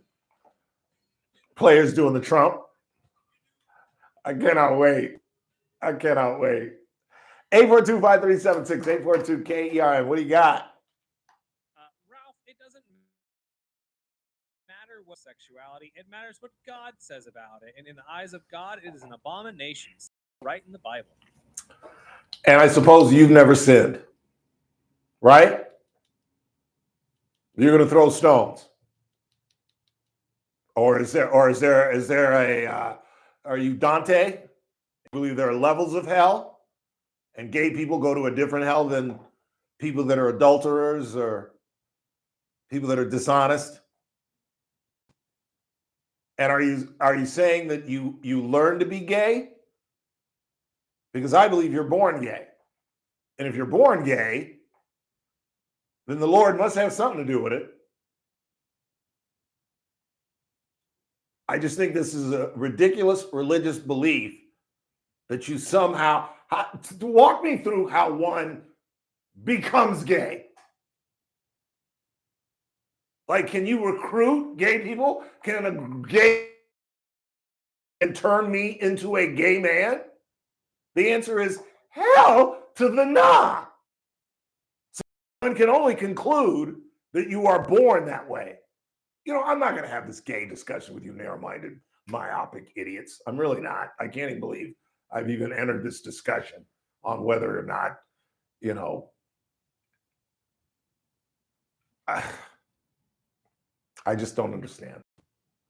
Just live your life, son. You know what I mean? Just live your life. Stop worrying about other people. And when you get to the pearly gates, let's see if you get in. Okay? Don't worry about if anybody else gets in. Don't worry about their fate. Just leave them alone and let them live their lives. Just the way you want people to leave you alone and let you live your life. Because you're not a sinner, of course. You're the perfect human being that's never sinned and never gone against God, right? Right? You've never had sex outside of being married, right? Right? Because is that not an abomination before the eyes of God? Having sex outside of being married? But you've never done that, right? Of course. Yeah, let the whole glass house thing. I was about to quote it and couldn't quote it. The whole throwing rocks at glass houses thing. You know, it's one of the best scenes in, I think it's the West Wing show that you were talking about. Yeah. Oh, I know exactly what you're talking about. Schools No, she's a radio talk show host who has a very, very conservative radio show. And first of all, she doesn't stand up when the president walks in, and Martin Sheen at the end gives her crap about that. And then he goes through the, how do I say this without sounding like a bad Catholic? Bluntly, some of the silliness of the Bible, like not touching leather on Sabbath. And he asks, can the Washington Redskins, this is in the 20th century, can they still play football? Since it says in the Bible, you're not supposed to touch pigskin on the Sabbath. And he just goes through some of the wilder interpretations. Thank you. You said it, not me. God, you heard that? Look, I grew up a Catholic too, went to Catholic school. I'll be the first to say it. There's some stuff in there that I don't know exactly how to interpret it. But I mean, I just believe that God loves all of his children. And I find it hard to believe that if in fact there is a heaven and hell, and I believe in that gay people get to the pearly gates and St. Peter says, no, you're not welcome because you were gay. I just find that incredibly hard to believe. That you can live a life like Harvey Milk and be a honest, steadfast citizen who fought for human rights, fought for gay rights. And what does Pete Hegseth do, our idiotic head of the State Department? He renames a battleship that was once named for Harvey Milk, a gay man. Like, you ain't got nothing better to do as a Secretary of Defense? Do you know all the rigmarole that has to go through the Pentagon to rename a ship because you're homophobic. Just the manual labor of getting rid of the name and putting a new name on a ship, all because Pete Hegseth is homophobic.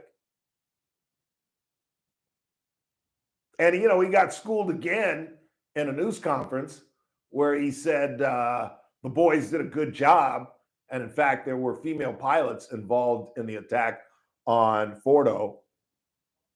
And he tried to blame the media on that. And I've told you I hate him because he tore up Jennifer Griffith, the Fox reporter, a former colleague of his, who's one of the best Pentagon reporters in the business.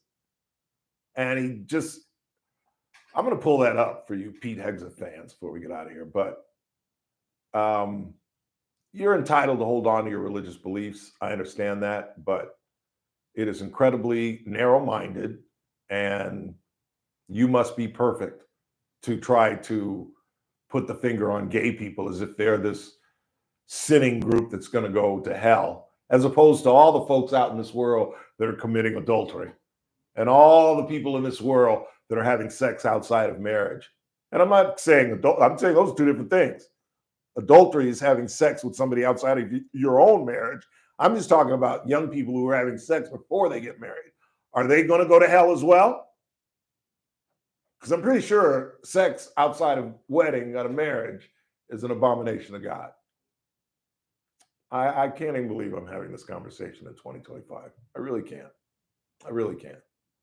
And what amazes me is just about everybody I know has somebody gay in their family. And that's how I learned about it. And that's how I got sensitive to it as a young man, because my cousin, Jimmy Davis, was a proud United States Marine. He grew up in Dale, California, which is right outside Beaufort. And he went to Paris Island, became a badass Marine. And that's when it came out that he was gay. And he was honorably discharged.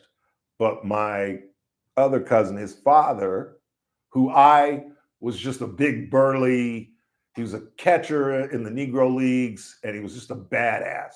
And I absolutely revered this man. And by the time Jimmy got honorably discharged, I was probably about 13, 14 and starting to become a little bit wiser about the world. And there was always a schism between Jimmy and his father. And I finally asked mom, or I think I overheard a conversation that was about Jimmy being gay, and that they never spoke. They never spoke.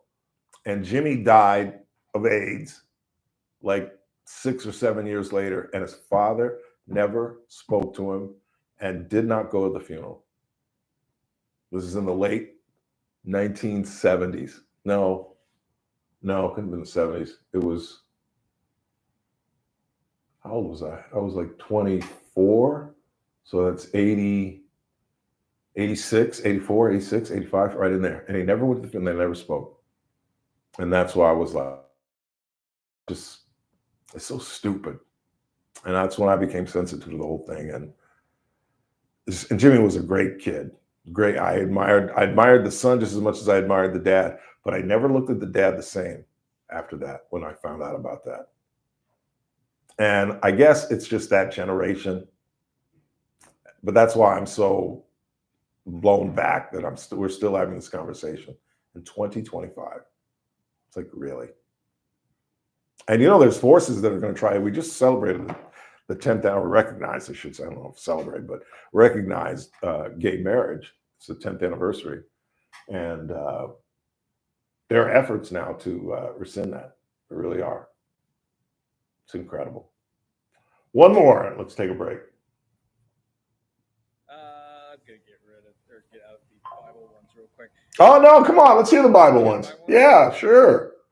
So first one says Old Testament versus New Testament, just like we're no longer required to refrain from pork or shellfish. That's such a weird answer to me, but I think they're trying to explain why it's okay now to be able to touch a football on a Sunday rather than back in the day. No, I see. All right. What else you got? Might be wrong.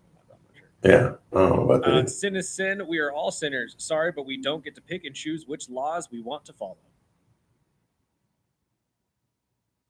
So are they supporting my thoughts? I can't tell. I think they are. I think they are too. I think they are. I think we're all sinners, and their sin is no lesser or greater than my sins. Yeah. Because I've been a sinner my whole life. I've never been married, and I've had sex once or twice. Not anytime lately. Although, no, anyway. One more. We all sin. The difference is some of us know what we are supposed to not, or to try not to, and are. Oh, wait, stop it. Who doesn't know when they're sinning? Are they trying to imply that people sinning like they're not sure that they're sinning? I think they're trying to imply that some of us know that we're supposed to not sin, and other people don't know that we're not supposed to. That's what I just asked. How can you not know what I'm doing isn't a sin? That's the dumbest thing I've ever heard. If you're a grown-ass adult, you know what. That's like saying people don't know the difference between right and wrong. Come on, man. You don't know that what sinning is? You know what sinning is when you're 9 years old. I used to, finish, I'm sorry. And are to repent and ask Christ for forgiveness. And that's what St. Peter will ask if you know Christ.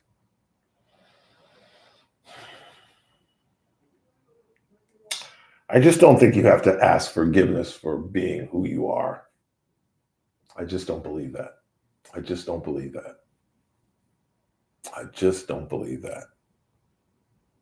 And I don't think that the manner in which you love, because isn't that what Christianity is supposed to be all about at the end of the day?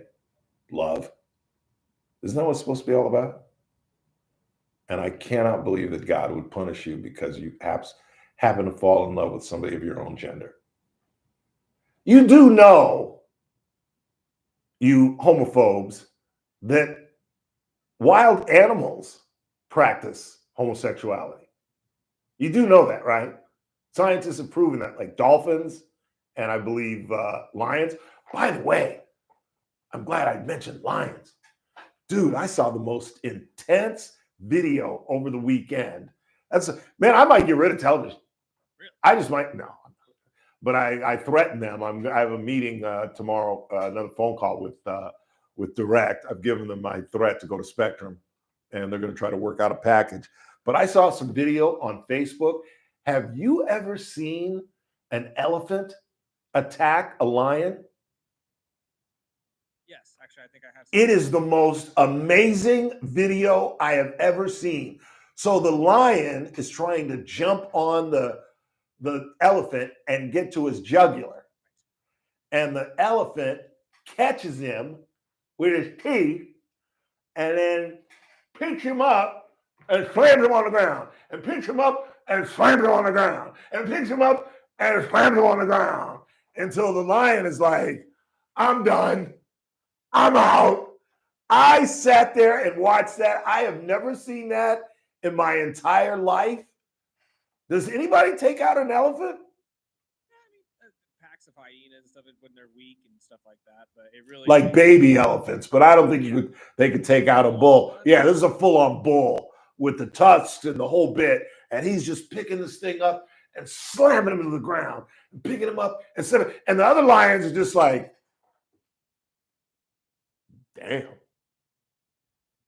This says humans in most cases, but large lion prides can also take down a large elephant. Well, this pride wasn't having anything to do with this elephant. They were all just standing around watching their boy get tossed around like a rag doll. It's the most amazing video. I have never seen anything like that in my life. And I mean, he's picking him up, and I mean, taking him way up high, like almost coming up off his front feet, and then just bam, and just that's an old fighting technique where you get a guy into a headlock. This is where I used to fight because I couldn't fight, so I would wrestle you. And Johnny Walker, 8th grade, and he punches me. We're walking into the locker room. He punches me from the back of the head, and I'm like, "Have you lost your mind?" And I grab him, and I tackle him, and I turn him over, and I get him into a headlock like this, full Nelson, and then I said, if you freaking move, I'm going to bust open your skull. And of course, Johnny Walker, that was his name too, Johnny Walker, swear to God. And he starts moving, and I, bam, and blew his head down, and he didn't move, and I almost got thrown out. I almost got thrown out. Eric Bain, who I became very close with, is the only reason I didn't get expelled, because Eric Bain came forward and said, I saw the whole thing, and Johnny hit Ralph in the back of the head, and Ralph tackled him, and they expelled Walker. And I think Gary Fowler made us fight, oh no, that was George Alex. George Alex, the biggest kid in our class. I had to box, and I did an Ali and just danced for like 3 rounds. It was ridiculous. In fact, I'll never forget. Remember, I told you I used to have to wait for my dad to come pick me up. So I'm sitting in the gym area long after everybody's gone. And this is the day that I fought George Alex. And I talked all kind of crap that I was going to beat the crap out of Alex, that I learned how to box when I was in 6th grade, which I did. And I was just going to jab and punch. And all I did was run. All I did was run. And I'm sitting there, and Fowler walks up and he goes, "Return to the scene of the crime, huh?" And I was like, "What are you talking about? That little sachet you put on with Alex." Oh, well, that's not funny. But yeah, I totally punked out and just ran from the guy. Quick time out. We'll read the rest of your text messages. Everybody's chiming in on this homophobia. We'll get into that. And then I guess in the 5 o'clock, I'll give you the update on the Combs trial. There was a development 1 hour into deliberations. The jury in the Combs trial has the case. And I'm telling you, I predict by end of business tomorrow, we will have a verdict. And as I have predicted, Sean Combs is going to jail for the rest of his natural life. Let's go ahead and take a break. We'll come right back. It's the Ralph Bailey Show on a Monday, final day of June, right here on News Talk 96.1, AM 1180, KERN. We're streaming live at kernradio.com. News Talk 96.1 and AM 1180 KERN. Coming up on the Tuesday edition of the Clay Travis and Buck Sexton Show, our last Clay and Buck before the fabulous Independence Day holiday weekend. So we're going to get into all of it, my friends. Senator Mark Wayne Moore on the big, beautiful bill. How big is it? How beautiful is it? How much is it going to change the country for the better? We'll talk about that, plus all the latest news of the day. In the wee small hours of the morning, while the whole world is $5,000. That's the average amount of money people in the U.S. are now spending on gas in a year. $5,000. That's crazy. If you drive, you have to download Upside, the free app that gives you cash back every time you get gas. That's right. You can earn real cash back with Upside just by buying the gas you're already buying. You can literally start earning cash back today. I use Upside every time I fill up. I've already made around $300. You're putting gas in your car anyway. Why not get real cash back? If you like free money, download Upside. I'm saving the cash I earn from using Upside to help pay for a vacation later this year. Download the free Upside app now to earn cash back every time you buy gas. Use promo code WEALTH25 to get an extra 25 cents per gallon on your first tank. You can cash out anytime right to your bank, PayPal, or a gift card for Amazon and other brands. Just download the free Upside app and use promo code WEALTH25 for a 25 cents per gallon bonus on your first tank. That's code WEALTH25 for a 25 cents per gallon bonus. Hey, it's JR for Bakersfield Weight Loss. Do you want to know the secret to resetting your metabolism so you can get your excess weight off and keep it off? The secret is Bakersfield Weight Loss. I've been working because I couldn't get those peanut butter cocktails. That thing was so sweet. God, it was so sweet. So who won? That Black Label Bartender. Who did? Black Label Bartender. I saw you shaking your booty with what's our girl's name? Yeah, Candy. She got a man now? It's time to take control of your metabolism and end the cycle of weight gain and frustration. The Bakersfield Weight Loss Program helped me reset my metabolism, and I lost 25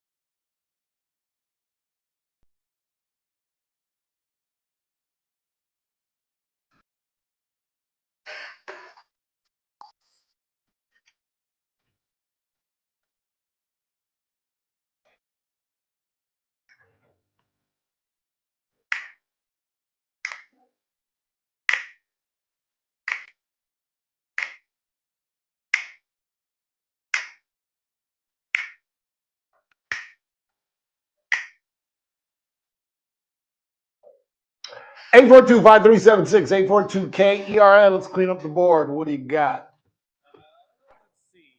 With all this sin talk, I'm thinking Diddy doesn't have a chance. No, he doesn't. No, he doesn't. I think they proved the racketeering case. I am alone in terms of just the number of criminal defense attorneys and a lot of people who are shaking. Everybody believes he's going to be found guilty of the 2 counts of transportation to engage in prostitution. That's open and shut. I mean, that the prostitutes themselves testified. He's probably going to be found guilty on the 2 counts of sex trafficking. But the issue is the racketeering.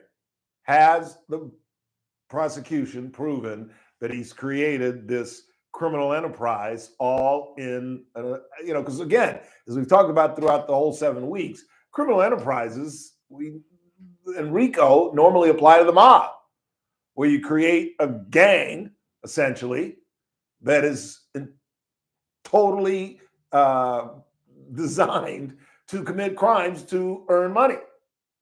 This is one of the first, probably the only RICO case in the history of RICO, because it's not that old. The Racketeering Influencing Corruption Act that Rudy Giuliani rode RODE to fame, because he put a lot of gangsters in jail when he was U.S. attorney, which catapulted him to become one of the best mayors that New York's ever had. I don't know what the Sam Hill happened to Rudy Giuliani, but he was an effective attorney, an effective prosecutor. And I think this prosecution, which again, you got to remember, wins 97% of the time.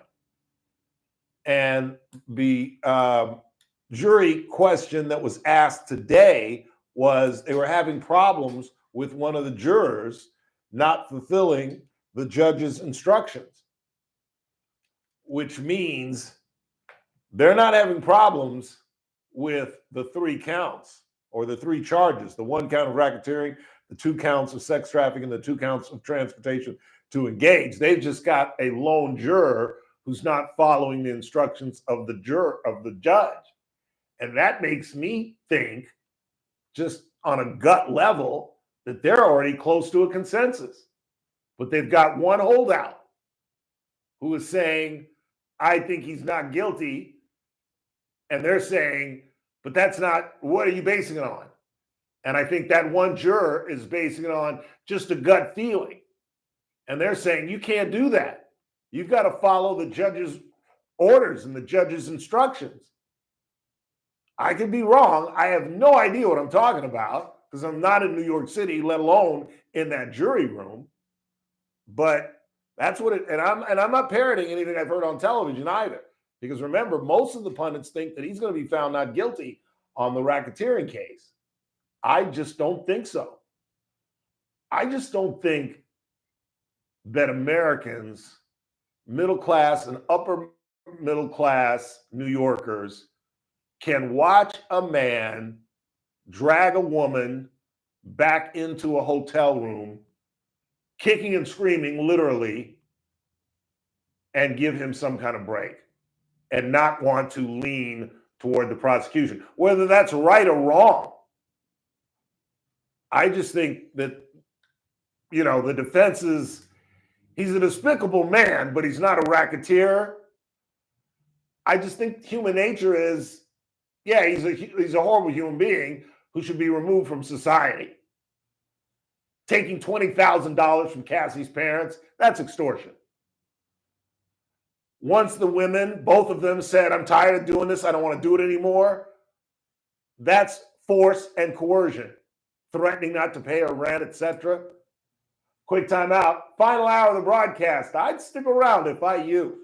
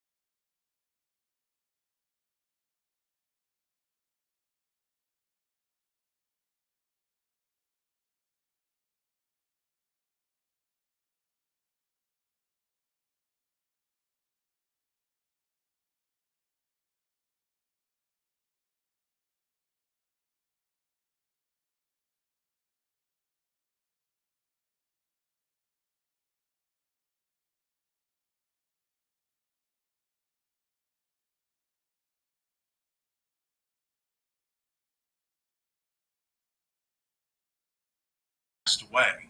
The toxic blooms are often caused by cyanobacteria and typically form in warm or still waters. It can harm humans, pets, and wildlife. Those exposed could suffer eye irritation, skin rash, vomiting, or even worse. Experts are urging everyone to heed advisory signs posted in the area.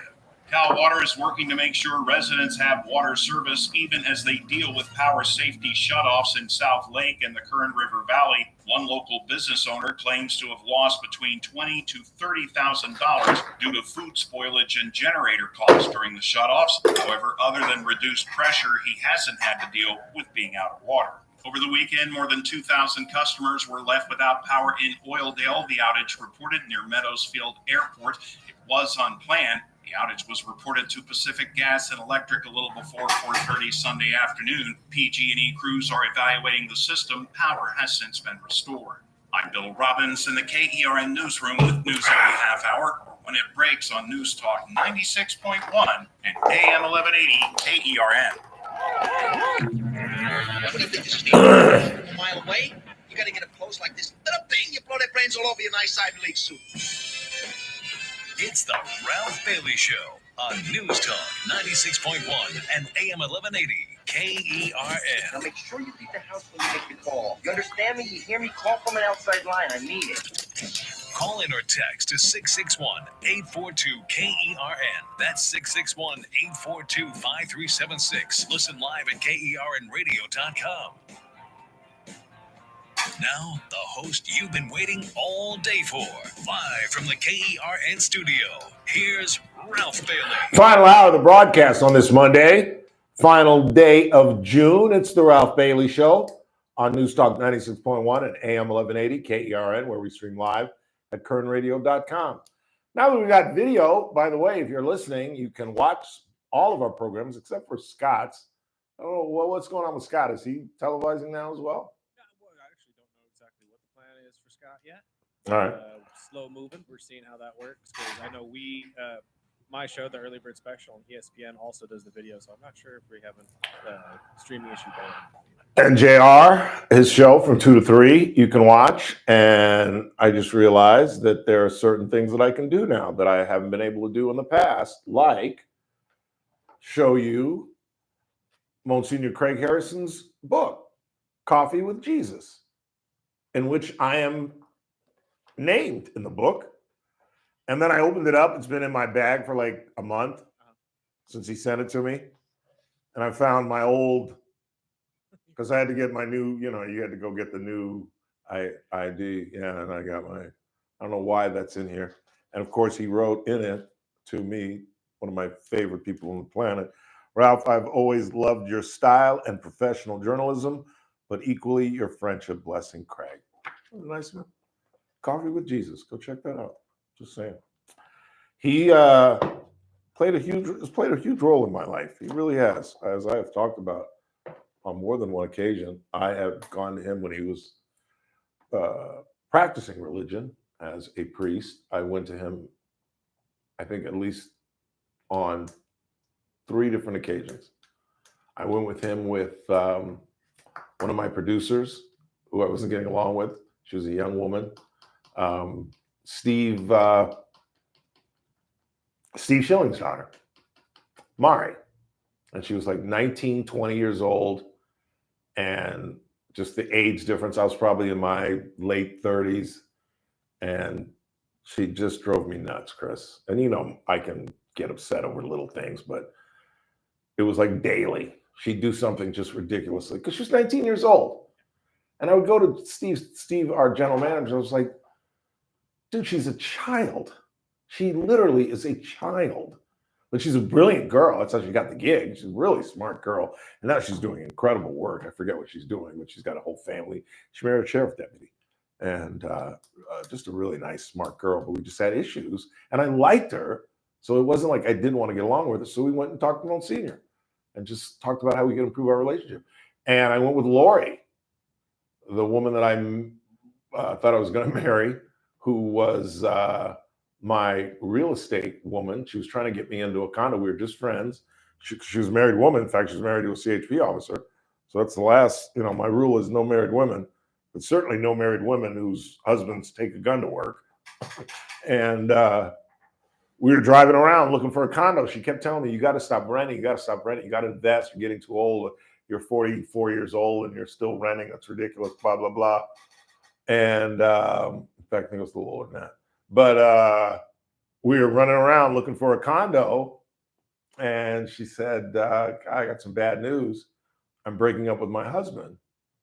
And I said, oh, I'm so sorry. That's horrible. That's too bad. She goes, yeah, he's talking to my kids like they're perps. You know, he's just, I just don't like him anymore, let alone love him.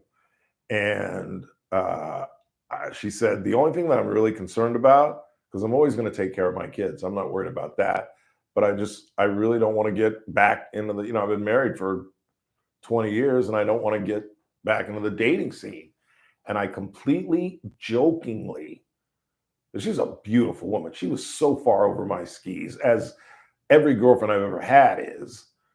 And I just jokingly said, well, I could solve your problem. Just date me. And there was like a silence in the car. And she said, are you serious? And I was like, yeah. You make a great little couple. And she kind of laughed. And she was like, well, if you're serious, we could do something this weekend. And we ended up dating for like 2.5 years. And she moved out of the house from the husband, but she was still married. And believe it or not, especially after this whole religious discussion today, I do think I'm a decent Catholic. And I was absolutely wrought with guilt that I was dating a woman who was technically married.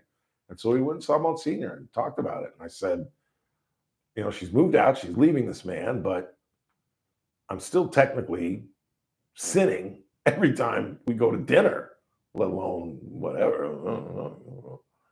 And 3 weeks into working here, she booted me. I'll never forget that. 3 weeks into working here. So what's that, like April of 2013? She said that her parents and her grandparents sat down and did an intervention and told her that she had to stay with her husband until the kids graduated from high school. And told me over the phone on a date where she was supposed to go to a party with me that night, and a party that I went to for years with no date. And this was going to be the first time I was going to show up with a date.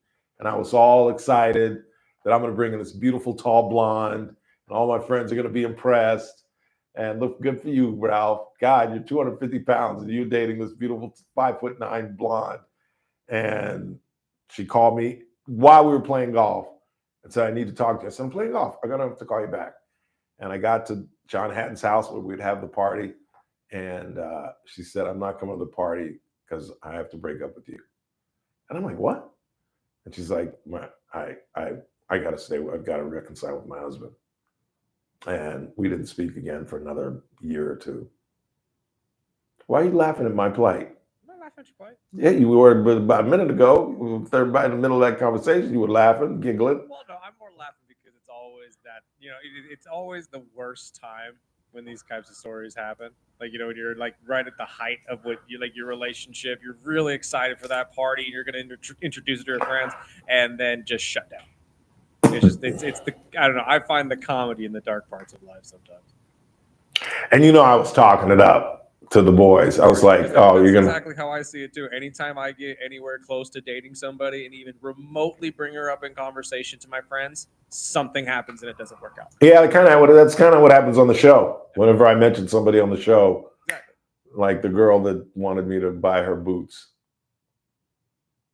Should I have just gone on and become a sugar daddy? No. Maybe I'm of that age, man, where I should become a sugar daddy. Brother, I'm flush. Do that? Huh? Do you make the money to properly do that? Yeah, I could have bought her $300 boots. I mean, but on a consistent basis. Come on. You're right, because 3 months later, I'm paying her rent. Exactly. Eventually. On top of dates and dinners. That's what I try to tell her. And maybe I'm tacky because I absolutely told her this. I said, we've gone out, I think 4 times. Do you know how much money I've spent on you? Do you know how much money the night we went to a Condors game, which was free, and I ended up spending close to $300 that night. Right off the get-go, we get into whatever the hell it's called. What is it called now? Mechanics, whatever the place, Dignity Health, whatever the hell it's called these days. And we get in line, and she wants one of those $20 jar drinks. So that's 40 bones, and we haven't even sat down yet. And I think we had 2 of those, so that's $80 at the stadium. Then we went to Casey's Steakhouse, dropped another $1.50. That we're there, and then we went. Well, it's not your business where we went after that, but I spent like $3 bills on our first date, and she wants me to take her by her boots. God, I wish I could name her. I would love it because people know her. She has a profession where she meets different people, and she's met several well-known people that obviously, that know me. I would refrain because. Oh, I would never name her. I would never name her. No, I would never do that. You never know what that could strike. Yeah, no. I would. That's no. My mother didn't raise me like that. I'm a better gentleman than that. Are you kidding? Yeah. Liz tripped out. She gave me a ride home. Yes, Saturday. Because you told her what? No, because I opened her door for her. Really? Tripped out. No, if you're riding in my car and you're a woman, I open my door. We are the extreme minority because I get that all the time. Do you know what I get from women? What do you think you're driving? I go, no, I'm just opening the door for you. And they're like, what? And I'm like, who are these men that y'all go out with? That's what I say all the time. Who raised these guys? Wolves? That's not as that's as basic a man function as it gets. It's such a simple thing to do, and particularly now in the 21st century, it's now become an impressive thing to do because so few men do it. And I'm just like, man, I was chipping golf balls waiting for my Uber, and the real cute little couple, the girl works at La Moriscos, and I don't know what he does, but he was getting in the car, and she was standing there, and he was like, what are you waiting on? It's open. And she was like, I thought you would open my door for me. And he's like, oh, come on, baby, get in the car. And I was like, damn, you don't deserve her. You can't open,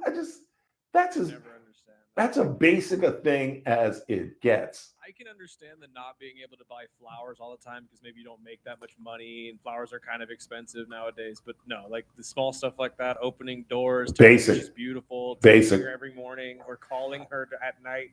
That's all basic. Basic if you stuff. Don't do that, you don't deserve to be in a relationship. Basic stuff, I'm telling you. 842-5376, 842-KER. What else you got on the board? Let's hear from some religious zealots who want to tell me what a heathen I am. Excuse me. Ralph, did you see Kohlberger took a plea to avoid the death penalty?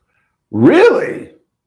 Have you seen that? I have not, but I will look into it right now. I did not know that. That's great information. We'll get to it after the break. Let's take a couple more real quick.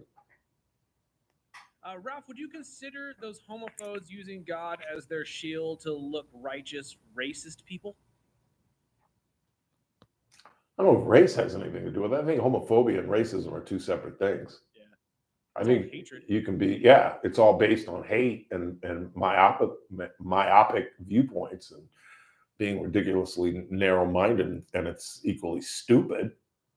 But I think they're completely separate things. I really do. But if you're stupid enough to be homophobic, you're probably racist. I don't know if that's a safe generalization, but stupid is as stupid does. So I wouldn't be surprised if homophobes are racist as well. If you're bugged by what somebody's doing in their bedroom, you're probably bugged by somebody who looks and has a different culture than you. One more, let's take a break. This bill is for billionaires. Billionaires don't make donations, they make investments. You know, I didn't want to get into it with Kathy about that, but I don't understand why we can't raise taxes on billionaires. I really don't. I really, really don't. I've been trying to avoid this topic for the last week, but Jeff Bezos just spent $50 million on a wedding. $50 million on a wedding.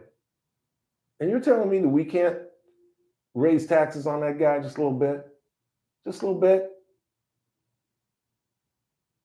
The one group of human beings in our society who literally could not spend the money they have in their lifetime.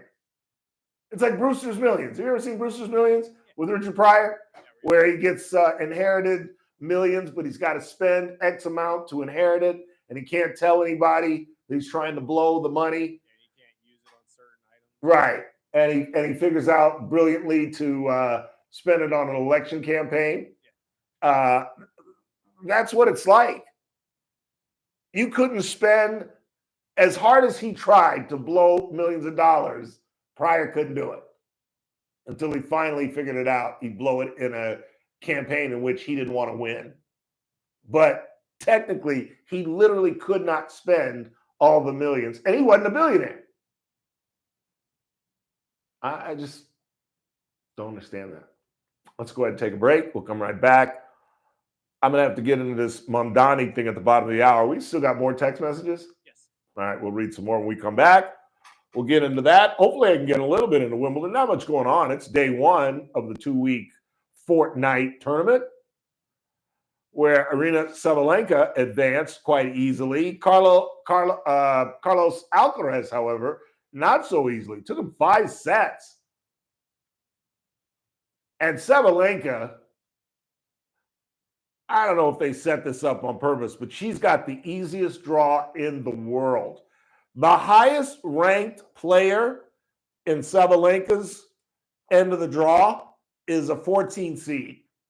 And the only really well-known player on her side of the draw is Emma Raducanu, and she hasn't been playing that well. Meantime, Coco's got to deal with Iga Swiatek and some other high-seeded players. Just ain't right. But apparently, they're getting along. They did like a video together, and they buried the hatchet, and this time it wasn't in Coco's back.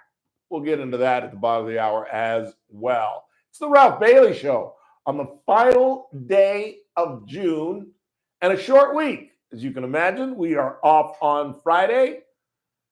In the meantime, keep it locked right here on News Talk 96.1 and AM 1180 KERN, where we stream live at kernradio.com. News Talk 96.1 and AM 1180 KERN. What is the Armstrong and Getty Show? Well, I'll tell you what it's not. The old style of talk radio where you're always screaming our side's always right, your side's always wrong, or taking a bunch of long, dull calls. Now we take a fast-paced look at the events of the day, the issues, the controversies, with a skeptical eye and a somewhat humorous tongue. We try to be fun. We'll leave it at that, whether or not you think it's fun. It's the Armstrong and Getty Show. Weekdays noon to 2 on News Talk 96.1 and AM 1180 KERN.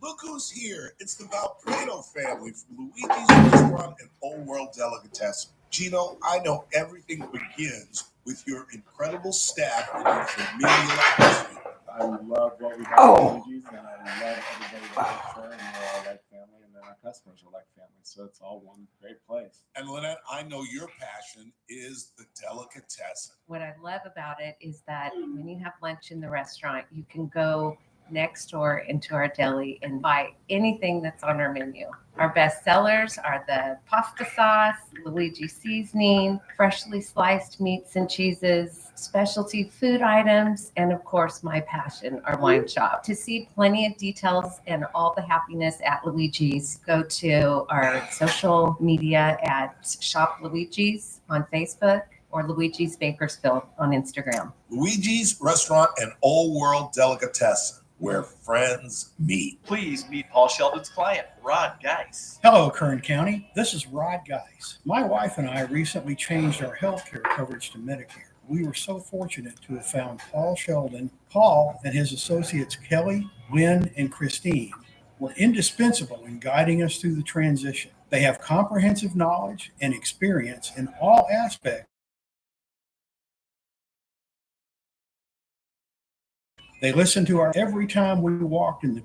For us, the process was painless, and we now have comprehensive medical coverage at a very affordable price. So if you are considering retirement and a change to Medicare coverage, Paul Sheldon Insurance Benefits and Planning is hands down the best place you can go. When Medicare matters, our team has the answers. Team Paul Sheldon. 398-2298. See website for details. Bills happen must not a lender who does not make credit decisions. Must be 18 years old. Not available in all states. Honey, everything is so expensive, and our bills are piling up. You're telling me credit cards are maxed out, rent is due, and Did you find the Koberger story? Mm-mm. He took the plea deal. So what does it say? I'm printing it out for you right now. All right, thanks. it is not great. Are you sure that would work for us? Bills Happen is one of the largest personal loan networks. They can help people with all credit types get up to $5,000. Sounds like it's going to be a hassle. My friend said it was super easy. She did it right from her phone during her lunch break. If you have a regular source of income, you can be approved for a loan for up to $5,000, and your cash can hit your bank account the next day. BillsHappen.com's lenders have millions of dollars to lend, regardless of your credit history. Guess what? I went to BillsHappen.com and we're getting our money tomorrow. Wow, that's fast. Problem solved. If you need extra cash, go to BillsHappen.com. That's BillsHappen.com. BillsHappen.com. The Charlie Kirk Show, weekdays at 6 p.m. on News Talk 96.1 and AM 1180 KERN. Now, back to the Ralph Bailey Show.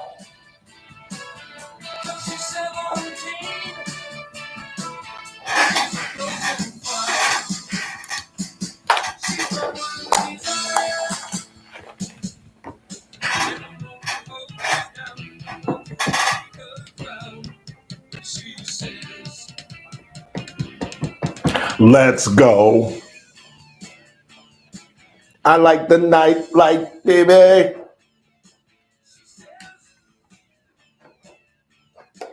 I like the night light, baby. She says.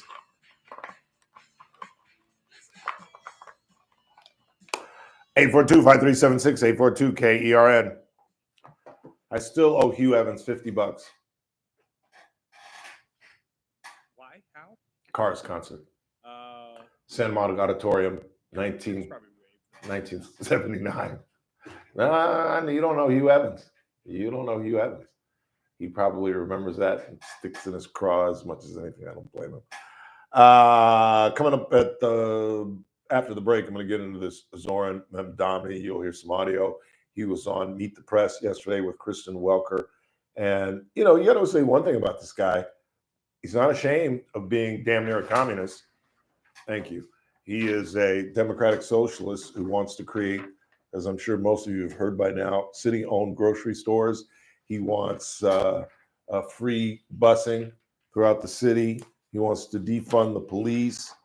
He wants to, please stand by. He wants, God dang it, why did I do that? He wants to defund the police. He wants to abolish prison systems. He is pro-universal health care for the city of New York. He wants to prohibit state-operated hospitals from suing for medical debt. He wants to ban guns. He wants to defund the police and get rid of the prison system, and yet you can't have a gun to defend yourself in the city of New York. That's just not going to fly. I'm starting to believe that even if Andrew Cuomo gets involved, that one of those two would still come out and win. Because maybe I'm just out of touch with just how incredibly liberal New York City is. Because this is just insanity. He wants to decriminalize sex work. He wants to create safe havens in what they would call injection sites where people can shoot up with clean needles. He wants to end cash bail. He wants to decriminalize drug possession and end cooperation with ICE. I don't see how this guy gets elected anywhere in the United States. He is, Donald Trump was right. He's a communist. They interviewed, he was on with Fox. I forget who it was. I didn't recognize the commentator. It wasn't Brett Baer, Martha McCallum, or any of the big stars, but they even asked him about that. All right, I got to get to this. Chris just dropped this on me. I am reading from, where is this, Chris? CNN. Brian Koberger, the 30-year-old accused of fatally stabbing 4 University of Idaho students in their apartment in 2022, has agreed to a plea deal to avoid the death penalty in his quadruple murder case. The plea deal consisted of pleading guilty to 4 counts of murder in exchange for the government not pursuing the death penalty. A person familiar with the deal confirmed to CNN. Shannon Gray, attorney for family of victim Kaylee Goncalves also confirmed the deal to CNN. A hearing scheduled for Wednesday. Koberger was slated to go on trial in August, and prosecutors indicated they would pursue the death penalty. Well, there you go. This is a great case for people that are pro-death penalty because clearly it was a deterrent. Dude said, I'm not, dude knows he's guilty, and let's not even bother with the trial. I'd rather spend the rest of my life. How old is this kid? He's 30. Wow. So you're looking at 50 years in prison. I just say, take me out. Just take me out. Last half hour of the broadcast. I would stick around if I you. News Talk 96.1 and AM 1180 KERN. What's for dinner? Washington, the Senate's long day of voting has turned toward evening as Republican leaders grasp for ways to shore up support for President Trump's big bill of tax breaks and spending cuts. I had a chip yesterday. Not yet in sight. Senate Majority Leader To drive.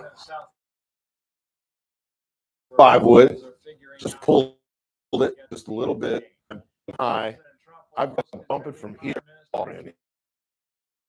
So just got to bump it there. So I do from here to the wall, and I skin this thing across the green into the trap on the other side of the green. It makes sense. I couldn't bump the ball. And I figured out what I'm doing when I get lazy, and I my head with my arms on. And I'm gone, and I never see the ball. I never see. That's the only way I can figure out because I'm hitting the ball right in the middle. You can make a bad chip where you get bored or maybe you go too long. But no, skimmed it right across the damn green into the trap. So now I'm laying 1, 2, 3 in the trap. My head is just down and bang. That's what I'm saying. Just giving away straws. Over 1,600 PG&E customers were without power over the weekend. 1,692 customers had no power as of a little after 12:30 Saturday afternoon. Outages stretched from Hagerman Road to Ethcart Road. Power was mostly restored to affected areas by 5:15 p.m. I'm Bill Robbins in the KERN newsroom with news every half hour when it breaks on News Talk 96.1 and AM 1180 KERN. Hey, it's JR for Bakersfield Weight Loss. Yes, 25 pounds lighter and still keeping the weight off. I swear, everywhere I go, everybody wants to know, how did I do it? They're like, JR, are you doing those GLP-1s? Are you taking the shots, the injections? What's going on? Heck no, I would never take injections or drugs to lose weight, ever. That's why I love Bakersfield Weight Loss. It's all natural. Not only that, they've taught me how to reset my metabolism. That's right, that's the secret. Maybe you're currently using semaglutide injections. Or maybe you had to stop taking them because of bad side effects, or your insurance no longer covers the treatment, or because you've gained all the weight back. Don't give up. Go to BakersfieldWeightLoss.com. They can help. Again, they helped me last year lose 25 pounds. Not only that, I've kept the weight off. Give them a call. It's a free consultation. 661-449-1150. 661-449-1150 or online at Bakersfield Weight On the video is I'm really working on getting right where the guy said you got to get the arms and try to shake somebody's hand. Because if you go, because what I think I was doing was picking it up, and they're saying extend it out here, hands really high, and then just drop your. You don't have to, because I'm trying to swivel my hips. He said if you get your hands high enough, the club will turn your turn your body. And trying to help it up, and the club will do the work for it. Yeah, and now the difference in my is now I'm hitting greens and regulations. Instead of off. Yeah.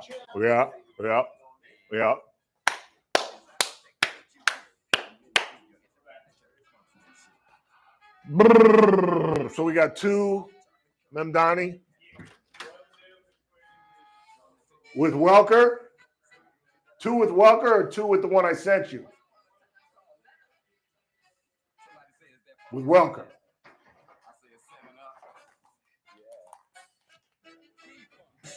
Up the P-Funk. I got to get funked up. I want to ride with the P-Funk. I want to get funked up. And no, you're not eavesdropping on me cursing. It's funked up. F-U-N-K-E-D. F-U-N-K-E-D. Funked up. And that sucks. We got to get rid of YouTube. I wanted to hear that. That sucks. Please stand by. Kathy Abernathy. Maybe Kohlberger's counting on Biden winning a second term and pardoning him. Weep, womp, womp. I'm sorry, Kathy. That's a strike. Nice try, though. You swung hard, but that's a strike. That's not funny. All right. It's a strike. It was the third strike, and it got away from the catcher, and you got to first base. Kathy has invited me to a Cardinals game the week of my vacation. But my vacation is in such flux, I don't know what the sandal I'm doing. And I have to make a decision in the next 48 hours because I damn sure might go with Mark Swain and his boys to Pismo Beach. You know, I'm probably the only person in Bakersfield who's been here over 20 years, never been to Pismo. Never been to Pismo. Never, like, at all? Like, never passed through or nothing? No. Huh. Why would I'm I? not missing much. Don't get me wrong. I'm not a Pismo person. No. Never. No, I'm a Carpinteria, Santa Barbara person. Oh, me too. God, I love Santa Barbara. So nice. So nice. That's a beach. I don't know why people prefer Pismo. I really don't get it, but y'all can go have Pismo. I'll stay where I'm at. If I could live anywhere in California, it would either be Santa Barbara, Mendocino, or Palos Verdes. One of the two. San Diego's really nice. You know, I'm the only Californian that hates San Diego. Really? I don't know why. My parents used to go there every year. And the only thing that cool was the safari. And we stayed in Pioneer Village. You ever heard of that? Do they still have that? Do they still have Pioneer Village, y'all? I don't know. That's where we used to stay. It was like a little village. And there were like cottages, and it was kind of cool. And I don't know, we did kind of weird things. I don't know. And I hate the way the downtown area and the airport is all near, and everything is just kind of, everybody loves that part of San Diego, that everything's within walking distance. And what is that area called? Pioneer Town? No, something lights. What is the downtown area? What is it called? Gaslight or Gas Lamp District or whatever you're talking about. Yeah. I hated that, and everybody loves that. That's like one of the draws, and the fact that the airport is right near and the stadium is all. I've never been a San Diego fan. Never been a fan. That was my first time going. So I've never been to what is their stadium now? Petco. I was at Jack Murphy for a football game, but I've never been to Petco. If you're just joining us, Bryan Kohberger has accepted a plea deal to avoid the death penalty in his quadruple murder case. He's going to jail, and I think this is a win for those who are in favor of the death penalty, and it kind of puts the weight on the side of those who have all along said that the death penalty is an effective deterrent. It really is, obviously, because this 30-year-old was like, I'd rather spend the next 5 decades, because you can live a long life in prison, Jack. You get 3 squares, pretty basic, bland food. It's not like you're eating hot dogs and hamburgers and chili every day, and steaks, and it's pretty basic food. That's why guys live so long in prison, as long as you don't get shanked or something. I wonder where he's going. I hope he goes somewhere horrible. Where is the? You think he'll be? Yeah, it'll be in Washington. No, it was Idaho, right? Yeah, it was in Idaho. So he'll go to disease, but you don't necessarily go to prison in the state in which you, particularly when it's a federal crime, you don't necessarily go to the state that you committed the crime. You can be sent to Atlanta. You can be sent anywhere. You can be sent to California. You can be sent to San Quentin. I think, right? Sure you said the same, but Because Al Capone did his time in Atlanta and then got sent to Alcatraz when he was finally released because he had syphilis and his brain was going nuts. And they didn't have a cure for syphilis back in those days, and he literally went crazy. That scene, have you ever seen the movie with Ben Gazzara where he's fishing with a deep sea pole in his pool? That's actually true. He had completely lost his mind. Can you imagine dying from syphilis, from an STD? All right, let's get on to the man who may be the next mayor of New York City, this communist who won 43% of the vote. And again, the promo we're running has me predicting that Eric Adams is going to beat him. That was before we learned that Andrew Cuomo was about to enter the race as an independent and therefore split the vote between Eric Adams and Cuomo. And again, if Cuomo does this, he knows exactly what he's doing. He knows exactly what he's doing. He's basically saying, screw you, New York, because there are New Yorkers who believe that he killed their parents. And that whole nursing home scam during COVID, and people were dying, and he kind of hushed it up to lower the death numbers. Mark Swain, please stand by. Decide for yourself. I'm trying. I could technically do all three things. I could technically change my Vegas trip because my birthday is on a Sunday, August 3rd. So my plan was to leave on Sunday, stay Sunday, Monday, Tuesday, Wednesday, come back Wednesday. But Kathy wants me to go to the ball game on the 5th, which is Tuesday. So technically, I could leave Saturday and stop being such a cheapskate, pay the Saturday hotel, because that's why I'm avoiding Saturday. It's much more expensive on Saturday than it is on Sunday. But I'm flying. I haven't made up my mind. My travel agent, Randizzle, down the hallway. We've got a 440 package out of LAX on Delta and a 385 package out of Burbank on, I think, Frontier. because hear me out on this. If you could plan it correctly and land about, I would say, an hour or two before the game, and whomever is going with you to said game can pick you up from the airport, you guys can just go straight to Dodger Stadium. Have Kathy pick me up at LAX? No. I'm not saying Kathy. Well, that's who I'm going to the game with. I know, but remember, Kathy also offered you the second seat as well. What are you talking about, second seat? She said she had another seat that was open that you could bring somebody. What's that got to do with me getting to the Dodger Stadium? Whomever is going with you to the game picks you up from the airport, and you guys go straight to Dodger Stadium. You see my point? So whoever's going to the game drives to LA, picks me up at LAX, and then we meet Kathy at Dodger Stadium? Drive anyway because they have to get to the game. No, I assumed we were all going to get in the car with Kathy. Okay. If I take a date, I can't drive with Kathy? That's not what I'm saying. I don't know, Well, that's exactly what you're saying. You just said that the person's going with you has got to drive to LA anyway. Well, yeah, because I didn't know you were assuming you were going with Kathy. Why would I not? I just don't. She don't want me in her car? Well, look at me. You're asking I'm me- assuming she knows I don't drive. She wouldn't invite me unless she knew I was driving with her. She didn't say, well, you got to get a date so they can drive you because I don't want you in my car. My friends and I we assume that it's either if I tell you you're coming with me, then you're coming with me. If I don't tell you you're coming with me, you just drive yourself. But everybody knows that I don't drive. Everybody knows that. Yeah, you'd have to take it with her. I didn't know if you were going to go with Kathy or not. I was just throwing out the potential idea. So anyway, getting back to what I said, I could leave Saturday, stay Saturday, Sunday, Monday, come back Tuesday morning, hop in the car with Kathy Tuesday afternoon.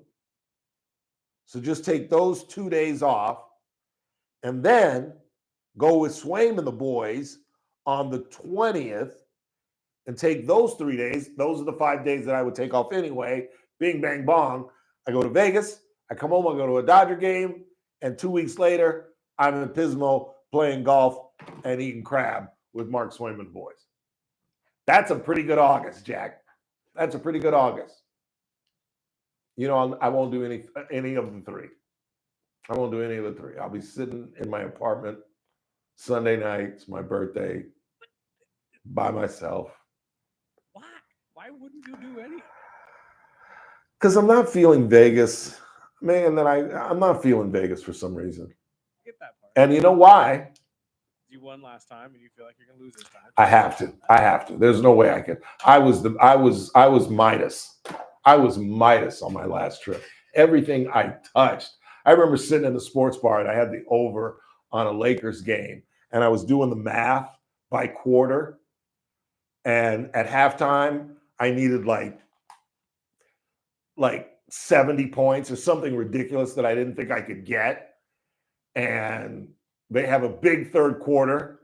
So now I'm like, if they just score like 40 points, 20 points a team, I could screw around and win this bet. And I screwed around and won by like 4 points and had to squeeze it out. I won with I'll never forget, there was a minute 25 left in the game when they hit the basket to take me to the over. I bet the over. And I don't know what that has to do with the story. Oh, that I was the Midas man.